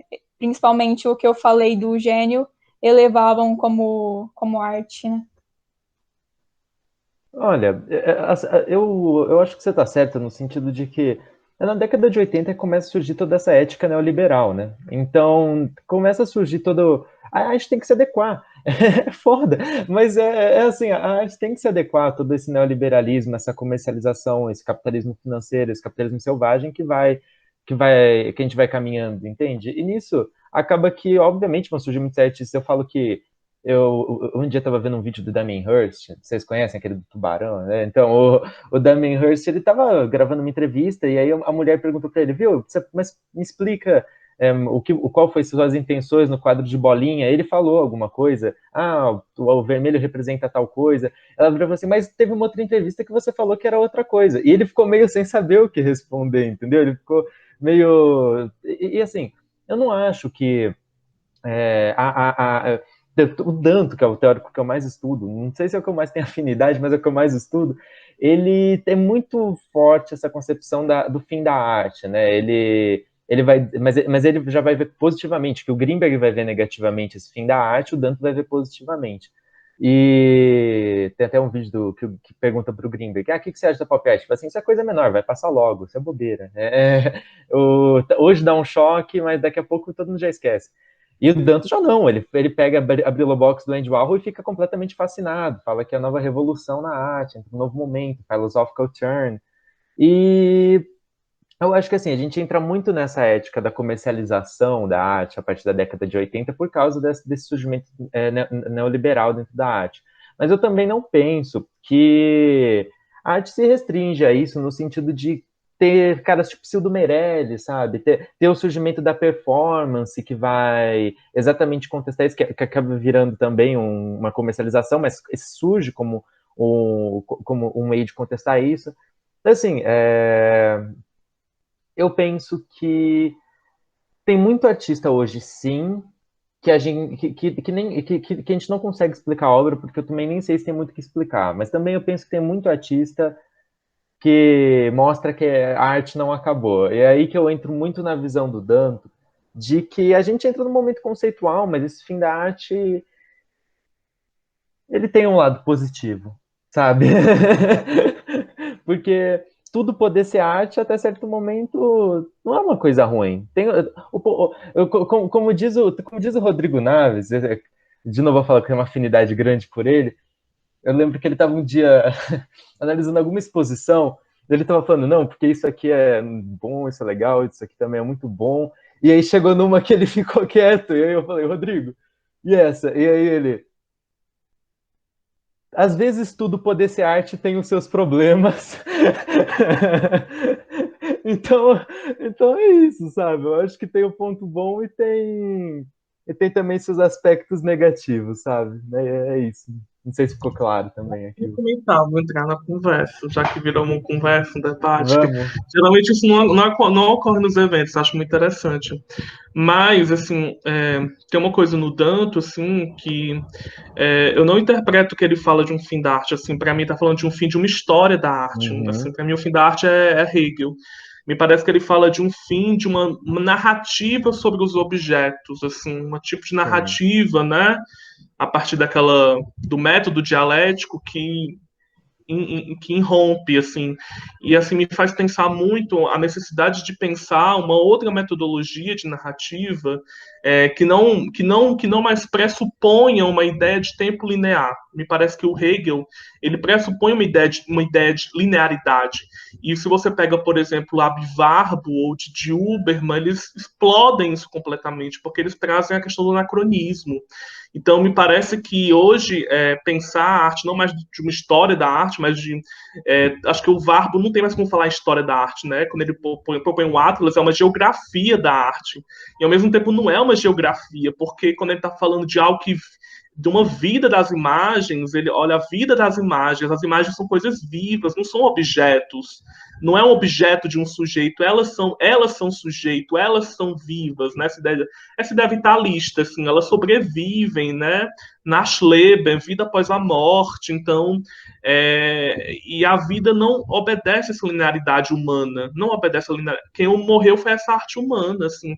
Eu acho que, inclusive, uma das críticas do Didi Huberman ao Agamben é que ele traz uma concepção muito pessimista da arte, tá tudo acabado, ou... E aí o Agamben, o Didi ele criticou a Agamben porque às vezes um excesso de pessimismo, né, um excesso de luz, de fato, né, a gente vive esse regime neoliberal, fudido e tal, que, enfim, a gente lê o mundo é jogar luz ao mundo, mas o excesso de luz acaba ofuscando o pequeno brilho dos vagalumes, né? Que o Didi Uberman evoca esses vagalumes que insistem, ainda existem no escuro calado da noite, que são pequenos, eles têm essa pequenez, mas que insistem em lampejar. Assim. Eu fico pensando que como olhar para esses pequenos lampejos que ainda não morreram, assim, que ainda insistem. E sendo bem sincero, assim, pelo menos no movimento que eu tenho feito na arte, assim, tenho encontrado muito mais isso fora das instituições, assim, fora do museu, fora da galeria, mas encontrando a arte, assim, nos esgotos, assim, sabe? Eu acho que às vezes falta, talvez, a gente talvez sair um pouco, assim, do mundo da arte mesmo, assim, do mundo da arte e indo para o submundo, assim, eu acho que esses vagalumes existem, e aí pensando assim, talvez como o Deleuze pensou, né, acho que o Deleuze ele sempre olhou para a arte do seu tempo, a arte contemporânea que era feita até então, e boa parte de sua produção filosófica é isso, assim, o que é que a arte me faz pensar e como é que a arte ela pode nos dar, talvez, ferramentas ou de certa maneira, nos possibilitar a criação de algo novo agora nesse momento, assim. Então, eu acho que tem surgido assim, esse movimento, ele é sutil, mas que também pede uma espécie de sensibilidade para ouvir e para ver, assim, uma sensibilidade outra, assim, que talvez a gente não tenha alcançado. E aí, por isso que eu acho que o Didi Uberman ele é muito sagaz, porque ele fala justamente isso. Não se trata de jogar luz para os vagalumes, mas sustentar uma penumbra, assim, sustentar uma sombra para que eles brilhem com sua própria luz. Então, acho que, também pegando lá para o Jade, né, acho que talvez o desafio é como sustentar essa penumbra, como sustentar esse escuro para que esses pequenos vagalumes brilhem mais fortes com sua própria luz e eles possam, de fato, aparecer, para ver que não morreu, assim. Há uma insistência, esse lampejo, né, que o Didi Uberman fala. Uhum. É, o...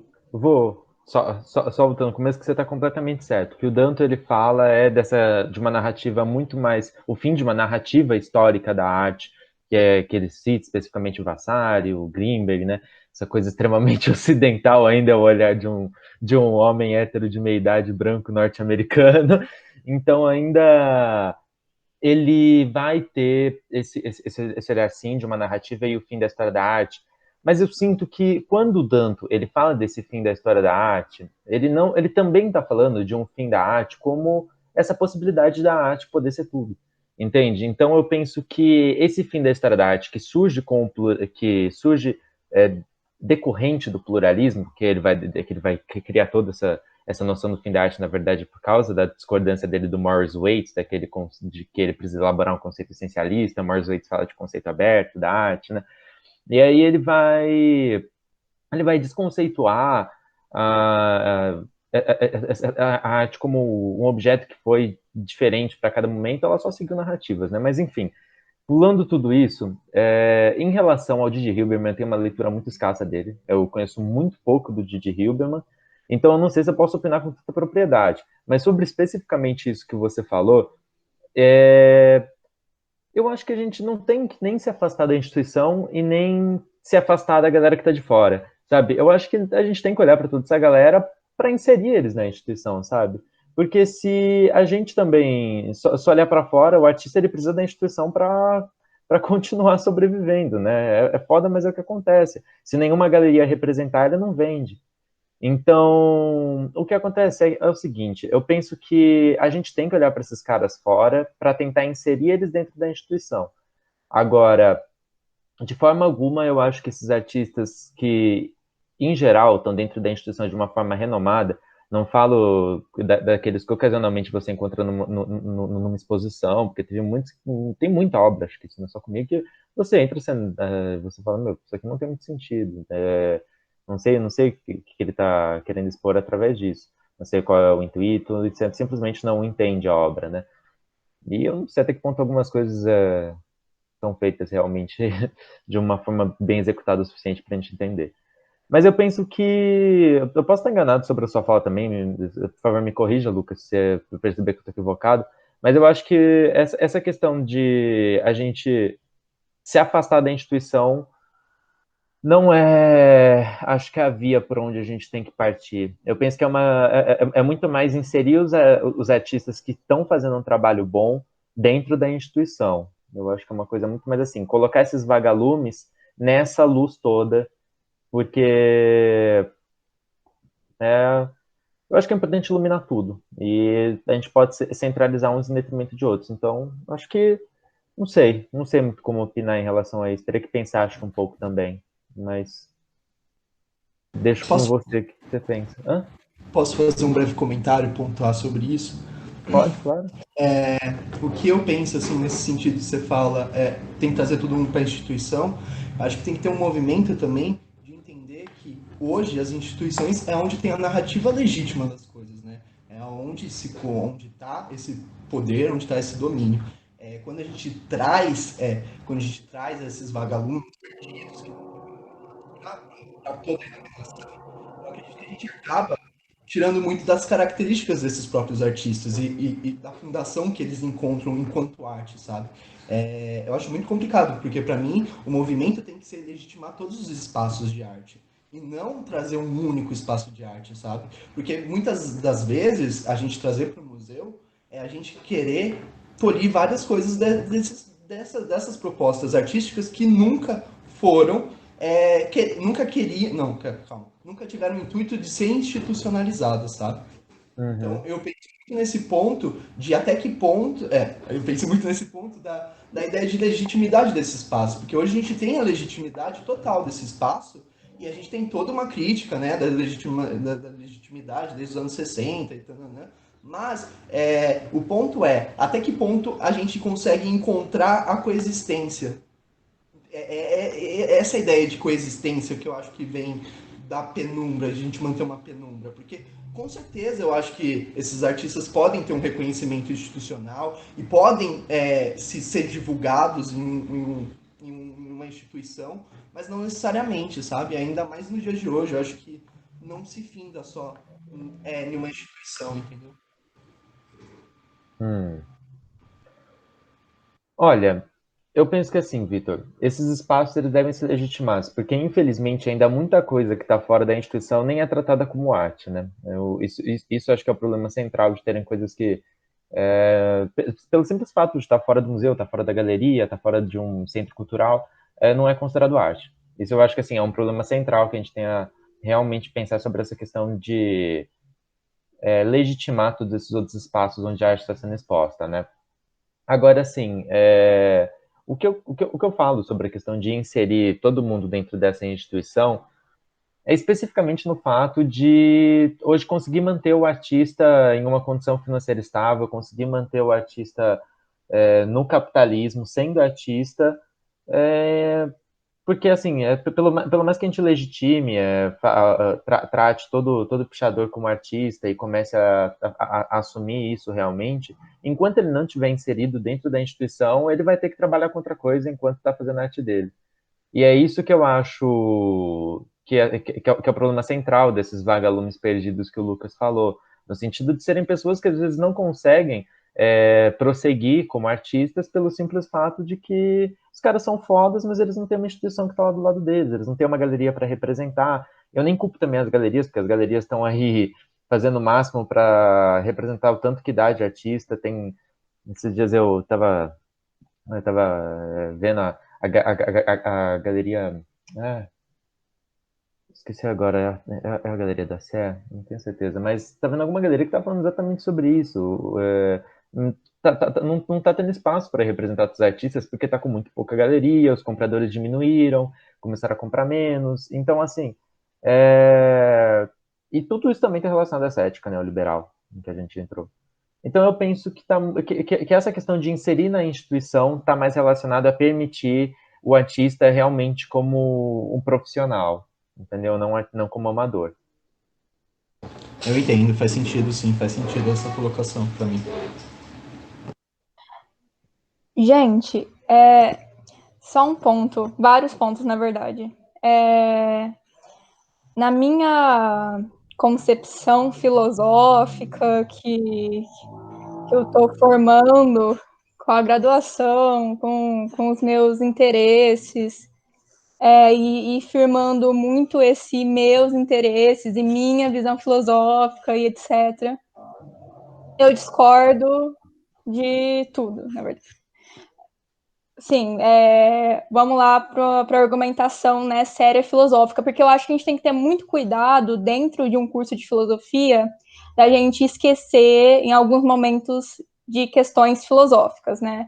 A gente ir para um debate que pode ser feito num curso da ECA, num curso de arte, né?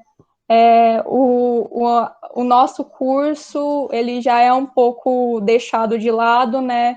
E se eu faço muito isso também, quando penso, eu não penso mais filosoficamente, defendendo os meus argumentos filosoficamente, né? Passo para algo que eu poderia fazer em qualquer outro curso, que é debater opiniões, né, de autores contemporâneos, né? Bom, a partir do que o Lucas falou, que eu acho muito interessante, que eu tendo a concordar mais com isso, da questão dos vagalumes serem, né, alguns, serem pontuais, né, não serem, não virar e falar tudo virou arte. Eu acho que isso é um problema gigantesco, porque eu acho que se a gente vira e fala assim, tudo é filosofia. Então, tudo que eu falo é filosofia, tudo que eu faço na rua é filosofia, o fascismo passa a ser filosofia, ou etc. Isso no extremismo, né? Então, se eu falo tudo é filosofia, para a gente seria um enorme problema, porque acabaria uma universidade, acabaria o local que nós nos fortificamos e passa a ser tudo banalizado, né? Esse que é o grande problema, a banalização do que é feito seriamente, né? Não tem mais uma contraposição entre o que é falado como falácia, né? E o que é falado filosoficamente. Então a gente cai lá em Sócrates com o problema da não filosofia, né? E o problema também da fixação da estética, isso para isso, exatamente. Olavo de Carvalho é um bom exemplo para isso, né? Falando abertamente. O Olavo de Carvalho é filósofo. Não, gente, ele não é filósofo, nem formado em filosofia o cara é. Então, não é tudo que é filosofia. E não é tudo, felizmente, que não é que é arte, né? Então, qualquer exemplo assim de vídeo propondo ódio, propondo discursos contra minorias, discursos contra. Se eu falo tudo é arte, isso vai ser cair em tudo é arte também, porque é uma forma de expressão, né? Então tem esse problema. E outro problema também que eu estou vendo muito em eventos, principalmente em mesas de estética, é uma fixação numa estética contemporânea e o esquecimento que há outras estéticas, né? Então, por exemplo, quando eu vou falar de estética, na maioria dos eventos, que é apresentado numa mesa de estética? São filosofias contemporâneas. Há muito tempo eu não vejo, porque não tem gente que estuda, né, na verdade, né, não, a questão no evento é quem estuda e quem promove isso dentro das universidades, que não estuda a estética kantiana, que não estuda uma estética mais, vamos dizer, filosófica, né, bem perigoso falar isso, mas dos grandes clássicos, né, e quando a gente começa a discutir, esquecendo dos grandes clássicos, aí cai também nesse perigo de filosofia, o que a gente está fazendo? O que a gente está discutindo? Questões sociológicas, questões artísticas ou questões de filosofia da arte, né? Então a gente está num lugar tão privilegiado de filosófico, né? Um lugar que a gente pode levar tanto essa discussão artística, Então, já terminando, para não me prolongar muito. Kant, Schopenhauer, que muitos consideram contemporâneo, Hegel, outros, né, dentro desse Fichte, vários outros, têm concepções de história da arte, têm concepções de fim da arte, têm concepções de crítica de arte, têm concepções de tudo isso na época que a arte era uma arte idealista, né, que é bem importante colocar esse ponto, é um ideal de arte. É um ideal, não é uma arte que a gente vai encontrar na rua, é uma arte que não existe, na verdade, no mundo como representação. É idealista, mas quando a gente esquece disso e vai direto para uma pop art, discutindo uma pop art, se pop art é arte ou não, não tem uma construção argumentativa artística para afirmar se é arte ou não, né? Porque eu tenho um trabalho sobre como o gênio schopenhaueriano, o gênio kantiano limita uma história da arte. Então, eu acho um caminho bem possível assim de discussão para não ficar num relativismo contemporâneo, né? Não ficar numa discussão de pessoas que estão entre nós ainda, e esquecendo de Platão, por exemplo, que tem um grande pensamento artístico na República, né? Então, assim, parece que a gente não esquece, porque a gente tem no curso mesmo. Mas é esse o argumento, né? Quando a gente está discutindo pop art direto e não está discutindo o que é arte filosoficamente, o que é eu dizer, o peso de eu dizer tudo é arte, o peso de eu dizer tudo é filosofia, o peso de eu dizer tudo pode ser considerado, isso é positivo, pode ter pontos negativos, mas isso é positivo, isso eleva o valor da arte, eu acho um pouco problemático, assim, eu acho que tem muitos argumentos de grandes filósofos, né, dizendo o contrário, mesmo que eles não estejam entre nós para ter essa vivência atual, depois de tudo que aconteceu historicamente, mas ainda é muito atual, né? Platão é muito atual, Sócrates é muito atual, Descartes é muito atual. Então, é mais esse caminho que eu tendo a pensar, mais uma história da filosofia clássica, né? Bruna, pode falar. Eu queria só colocar um ponto de vista que parece um pouco óbvio, mas que a gente não mencionou ainda, que será que esses artistas periféricos que não estão dentro das instituições querem estar nas instituições? Eu fiquei pensando em vários nomes das artes visuais, mas eu não consegui pensar em nenhum, eu só lembrei do Mano Brown, que, nos anos 80, o cara chegou na periferia, quando ele começou a conquistar um público, ele começou a ser chamado para entrevista, para fazer grandes shows, e ele falou, não quero, meu público não é esse, não me identifico, não quero fazer parte disso, não quero contribuir em nada, e assim, é muito foda, né? Eu acho muito foda. Então, era mais isso que eu queria pensar. É claro que tem essa questão da remuneração e tal, mas essas pessoas que se recusam a estar nas instituições, elas criam um ambiente de sei lá, de apoio mútuo, né? Entre os próprios artistas, entre a comunidade. Então, eu gostaria de reconhecer esses espaços que não são institucionalizados como um espaço de arte também, né? De uma arte, como se fala? Do Estatuto da Arte, sei lá, alguma coisa assim, porque é um espaço válido e não é porque não tem dinheiro, não é porque tem corporação, não é porque não tem um mercado oficial de compra e de rotatividade que não seja uma coisa válida e verdadeira também, né? Não que tenha sido isso que vocês falaram, mas Enfim, só acrescentar mais um ponto de vista.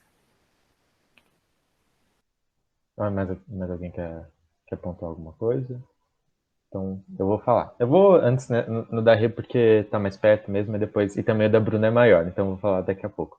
Mas, Rê, eu concordo plenamente com você.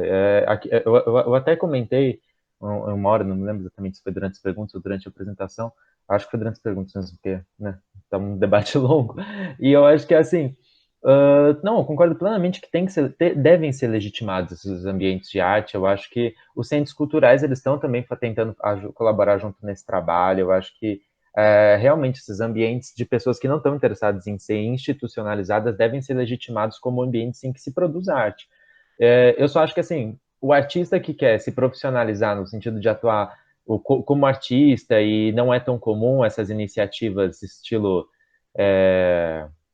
não vou dizer ONG, mas essas iniciativas de um grupo de pessoas que tentam sobreviver em conjunto, fazendo arte, eu acho que isso é uma coisa muito rara ainda, sabe? Seria muito legal se isso começasse a crescer e não precisasse da instituição mais artística, do museu, enfim, para legitimar esses artistas. Mas eu falo que, assim, deve haver uma tentativa de legitimar esses artistas dentro da instituição, no sentido de permitir que eles continuem sendo artistas, sabe?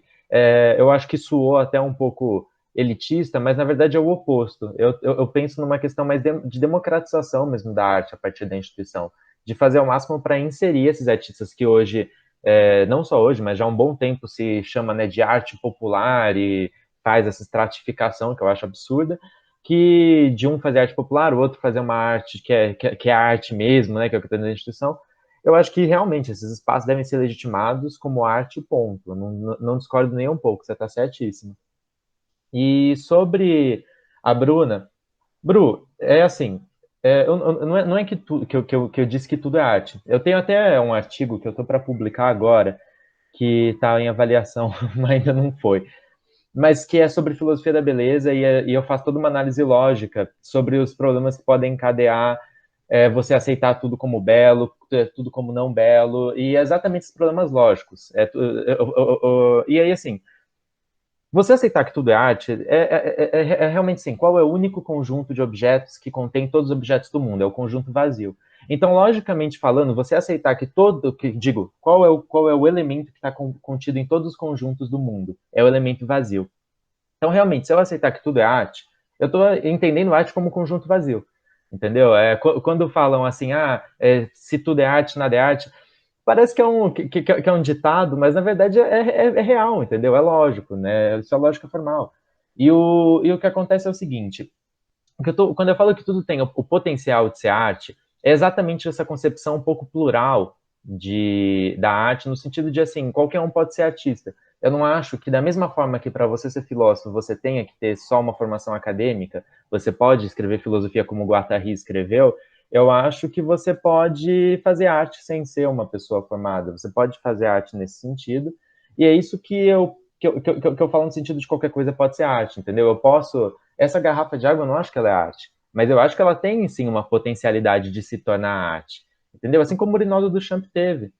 E essa questão da estética filosófica, em relação a nós estamos discutindo estética, eu assumo que a discussão ela foi um pouco para um parâmetro muito mais de crítica de arte do que de uma estética filosófica. Mas eu também penso até que ponto, na estética contemporânea, as coisas não acabam se trombando com muita recorrência. E se tem uma coisa que o Danto faz, que foi o autor aqui, que eu acho que foi central nesse debate todo nosso, é discutir o que é arte. Entende? Todo o fim da arte, tudo que ele escreveu, toda a crítica de arte dele se dá a partir da transfiguração do lugar comum, que o objetivo dele é exclusivamente definir o que é arte. Ele tenta definir o que é arte, ele tromba com o problema da arte não ser uma coisa aberta, então ele... Peraí, eu já leio, só deixa, eu tô assim, já leio, um segundinho só. Mas aí ele tromba com esses problemas, e ele, durante todo o livro dele, ele tá recorrendo a esses caras, que são o Platão, que são o Vasari, que são o Aristóteles, que são o Heidegger, que são o Hegel. Inclusive, tudo que o Danto está pensando é baseado no Hegel, quando ele fala de fim da arte. Então, assim, eu acho que quando a gente pensa no Danto, a gente também pensa no Hegel. Assim como quando a gente pensa no Grimberg, a gente também pensa no Hume e no Kant, sabe? Então eu penso que ao a gente... é realmente problemático, não estou falando que não é problemático não terem pessoas pesquisando mais quase em Hume, em Platão, eu também acho que isso é problemático e sempre devem ter, eu sinto falta também, mas que eu não acho que quando a gente fala do contemporâneo, a gente deixa de falar dessa estética tradicional, não vou nem chamar de estética filosófica, mas dessa estética tradicional. Eu acho que tudo isso que a gente está debatendo, quando a gente fala de Dante, quando a gente fala de Noel Carroll, é filosofia. E eu, particularmente, eu me interesso mais pela filosofia contemporânea porque eu gosto de ver como se destrinchou na contemporaneidade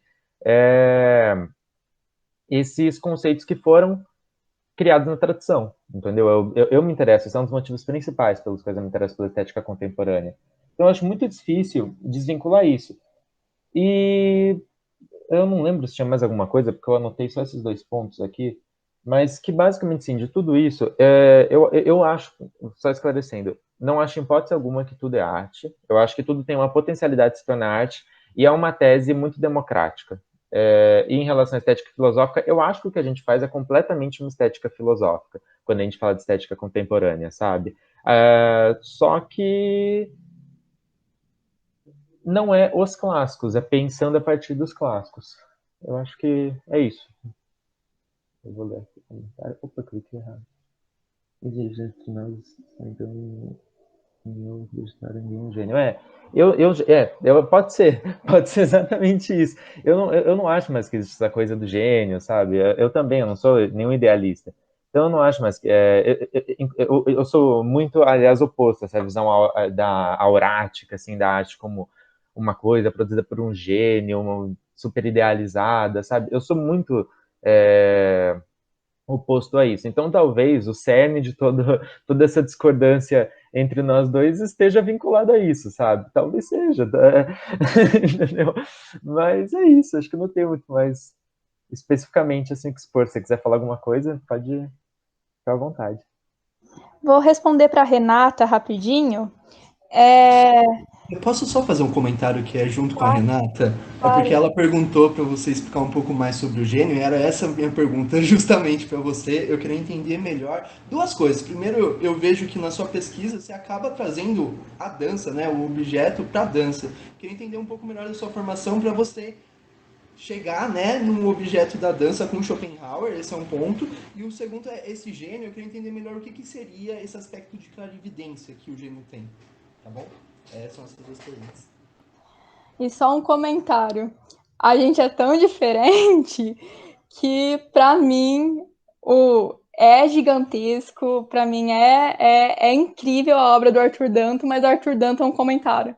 Não é... Não, a gente não vê o filósofo de verdade. A gente tá vendo... A gente já vê o filósofo diferente por meio da tradução, né? A tradução não é mais o que ele quis dizer. Agora, a partir de outra visão, né? Mesmo lendo, já é outra coisa, não é mais. Bom, o que é esse gênio, né? O que é esse gênio schopenhaueriano tão odiado na filosofia da arte contemporânea? Bom, o Schopenhauer, bem em linhas gerais, assim, ele entende que não são todos que podem produzir artisticamente. Por quê?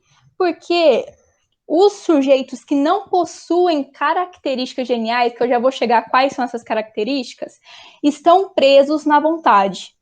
Então, o sujeito que está preso na vontade, ele vai fazer obras de arte para buscar fins pessoais. O que é isso? Eu vou pintar um quadro porque eu quero receber por esse quadro. Eu vou me apresentar porque eu quero receber aplauso, porque eu quero me sentir melhor, né? Assim, tudo para fins pessoais, tudo para interesses. O que acontece? Tem uma contraposição aí entre o talentoso e entre o gênio. O talentoso ainda está preso nesses fins pessoais e o gênio não. Primeiro ponto do gênio. Não é possível para Schopenhauer aprender tecnicamente a arte. Então, se eu for para uma escola de pintura, eu não vou virar um artista aprendendo a pintar. porque é técnica. Para Schopenhauer, tudo que está preso na técnica não é arte. É necessário a passagem para a intuição genial, para o momento de criação sublime. Não tecnicamente, não uma fórmula matemática. Por isso que Schopenhauer vai contrapor a ciência e a arte, a matemática e a arte. Ele diz até, brincando um pouco, que os matemáticos são os sujeitos que estão mais longe do gênio. Eles são os que menos podem ser artistas, né? Porque está preso tecnicamente, está preso em fórmula. Bom, quais são as características desse gênio? A clarividência, que já vou responder essa pergunta, a fantasia, esse distanciamento do princípio de razão do devir, que é o princípio de razão que possibilita eu conhecer os objetos no mundo, a objetivação da vontade. Então, todas essas características já nasceriam com o sujeito genial. Então, o gênio já nasceria com essa característica. E dando um exemplo de como é possível existir gênios, né, atualmente. Um exemplo bem assim, o Fred Mercury, para mim, era um gênio. Mas quem está substituindo o Fred Mercury no Queen, que é o Adam Levine, não é mais gênio. Então, claramente, quando a gente vê a expressão artística, os shows do Queen, nós víamos claramente um gênio. Agora a gente não vê mais. Isso é bem claro, assim, para exemplificar, né? E o que é essa clarividência? A clarividência é a possibilidade de eu conseguir ver além do objeto no mundo como representação e ver o objeto da forma da ideia platônica. Então, eu vejo ele na mais pura das suas formas. Eu não vejo ele pela representação que para Schopenhauer é relativa. Então, se eu estou vendo você, você pode ser totalmente diferente do que você é. Eu estou vendo pelos meus olhos, né? Pela minha relação com o mundo. Mas, a partir da clarividência, eu vejo o objeto exatamente como ele é na sua mais pura das formas. Então, tem essa distinção. É muito idealista, é muito difícil de sustentar, é muito anticontemporâneo, na verdade, né? Tudo isso, mas eu acredito que a partir da obra do Schopenhauer, juntamente com a obra do Kant, é possível sustentar isso, é possível afirmar um sujeito genial, sim. Eu acho muito interessante tudo, assim. Anticontemporâneo, contemporâneo, eu acho que sempre agrega. Da dança que você perguntou, rapidinho. Dança, é verdade. Acho que a gente vai ter que transferir essa conversa pro bar, assim, na possibilidade. Já são 16 horas, mas por favor.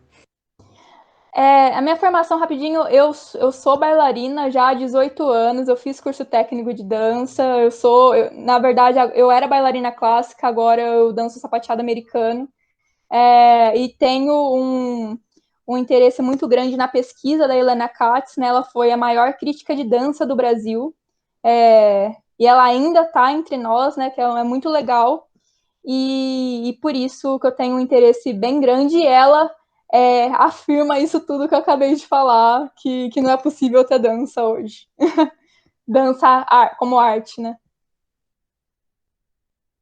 Obrigado, Bruno, obrigado mesmo. Então, gente, algum acréscimo? É só troca de zap agora, é isso? Posso fazer uma rapidinho aqui, vem?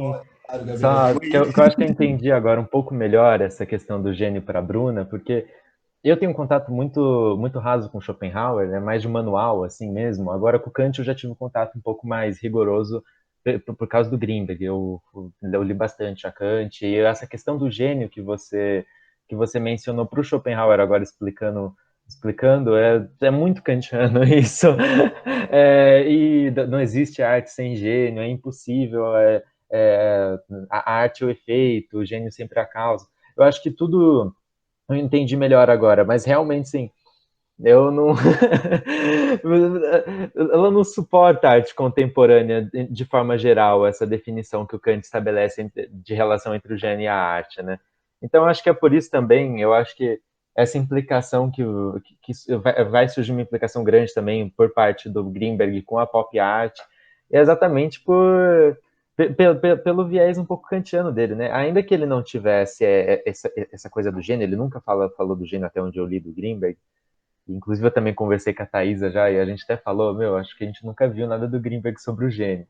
Mas é aquela coisa, ele leu Kant e mesmo que enrustido, ainda tem um pouco do gênio lá nele. E ele vai jogar esse gênio no Jackson Pollock, né?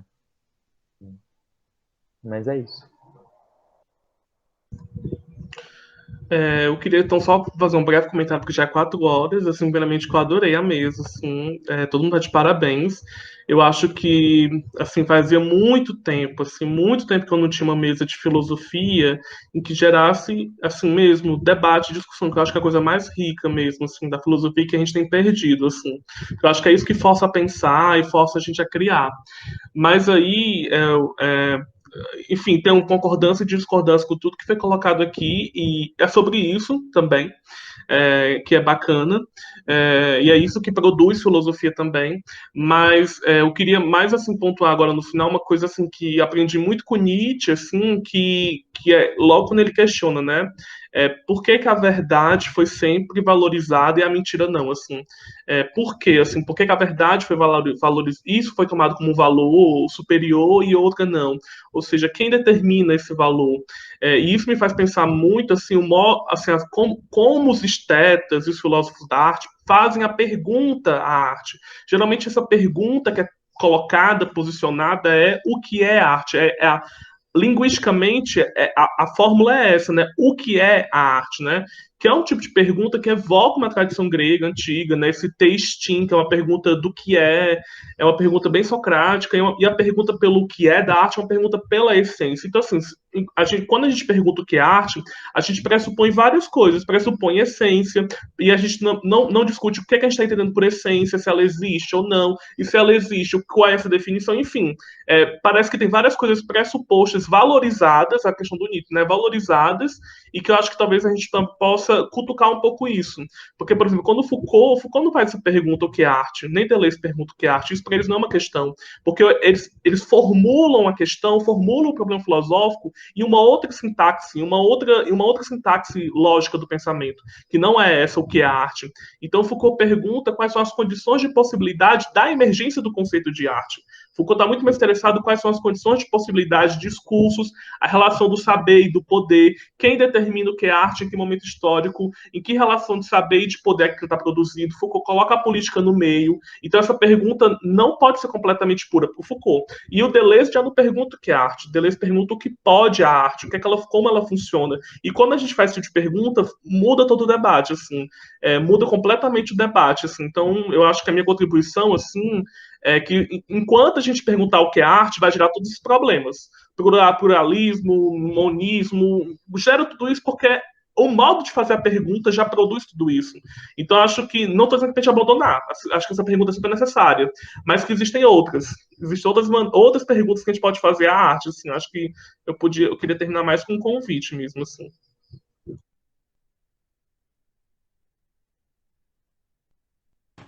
Então eu acho que é isso, eu achei que foi uma perfeita colocação do Lucas mesmo. Eu agradeço realmente por vocês terem compartilhado suas pesquisas com a gente. Para mim foi um prazer estar mediando essa mesa.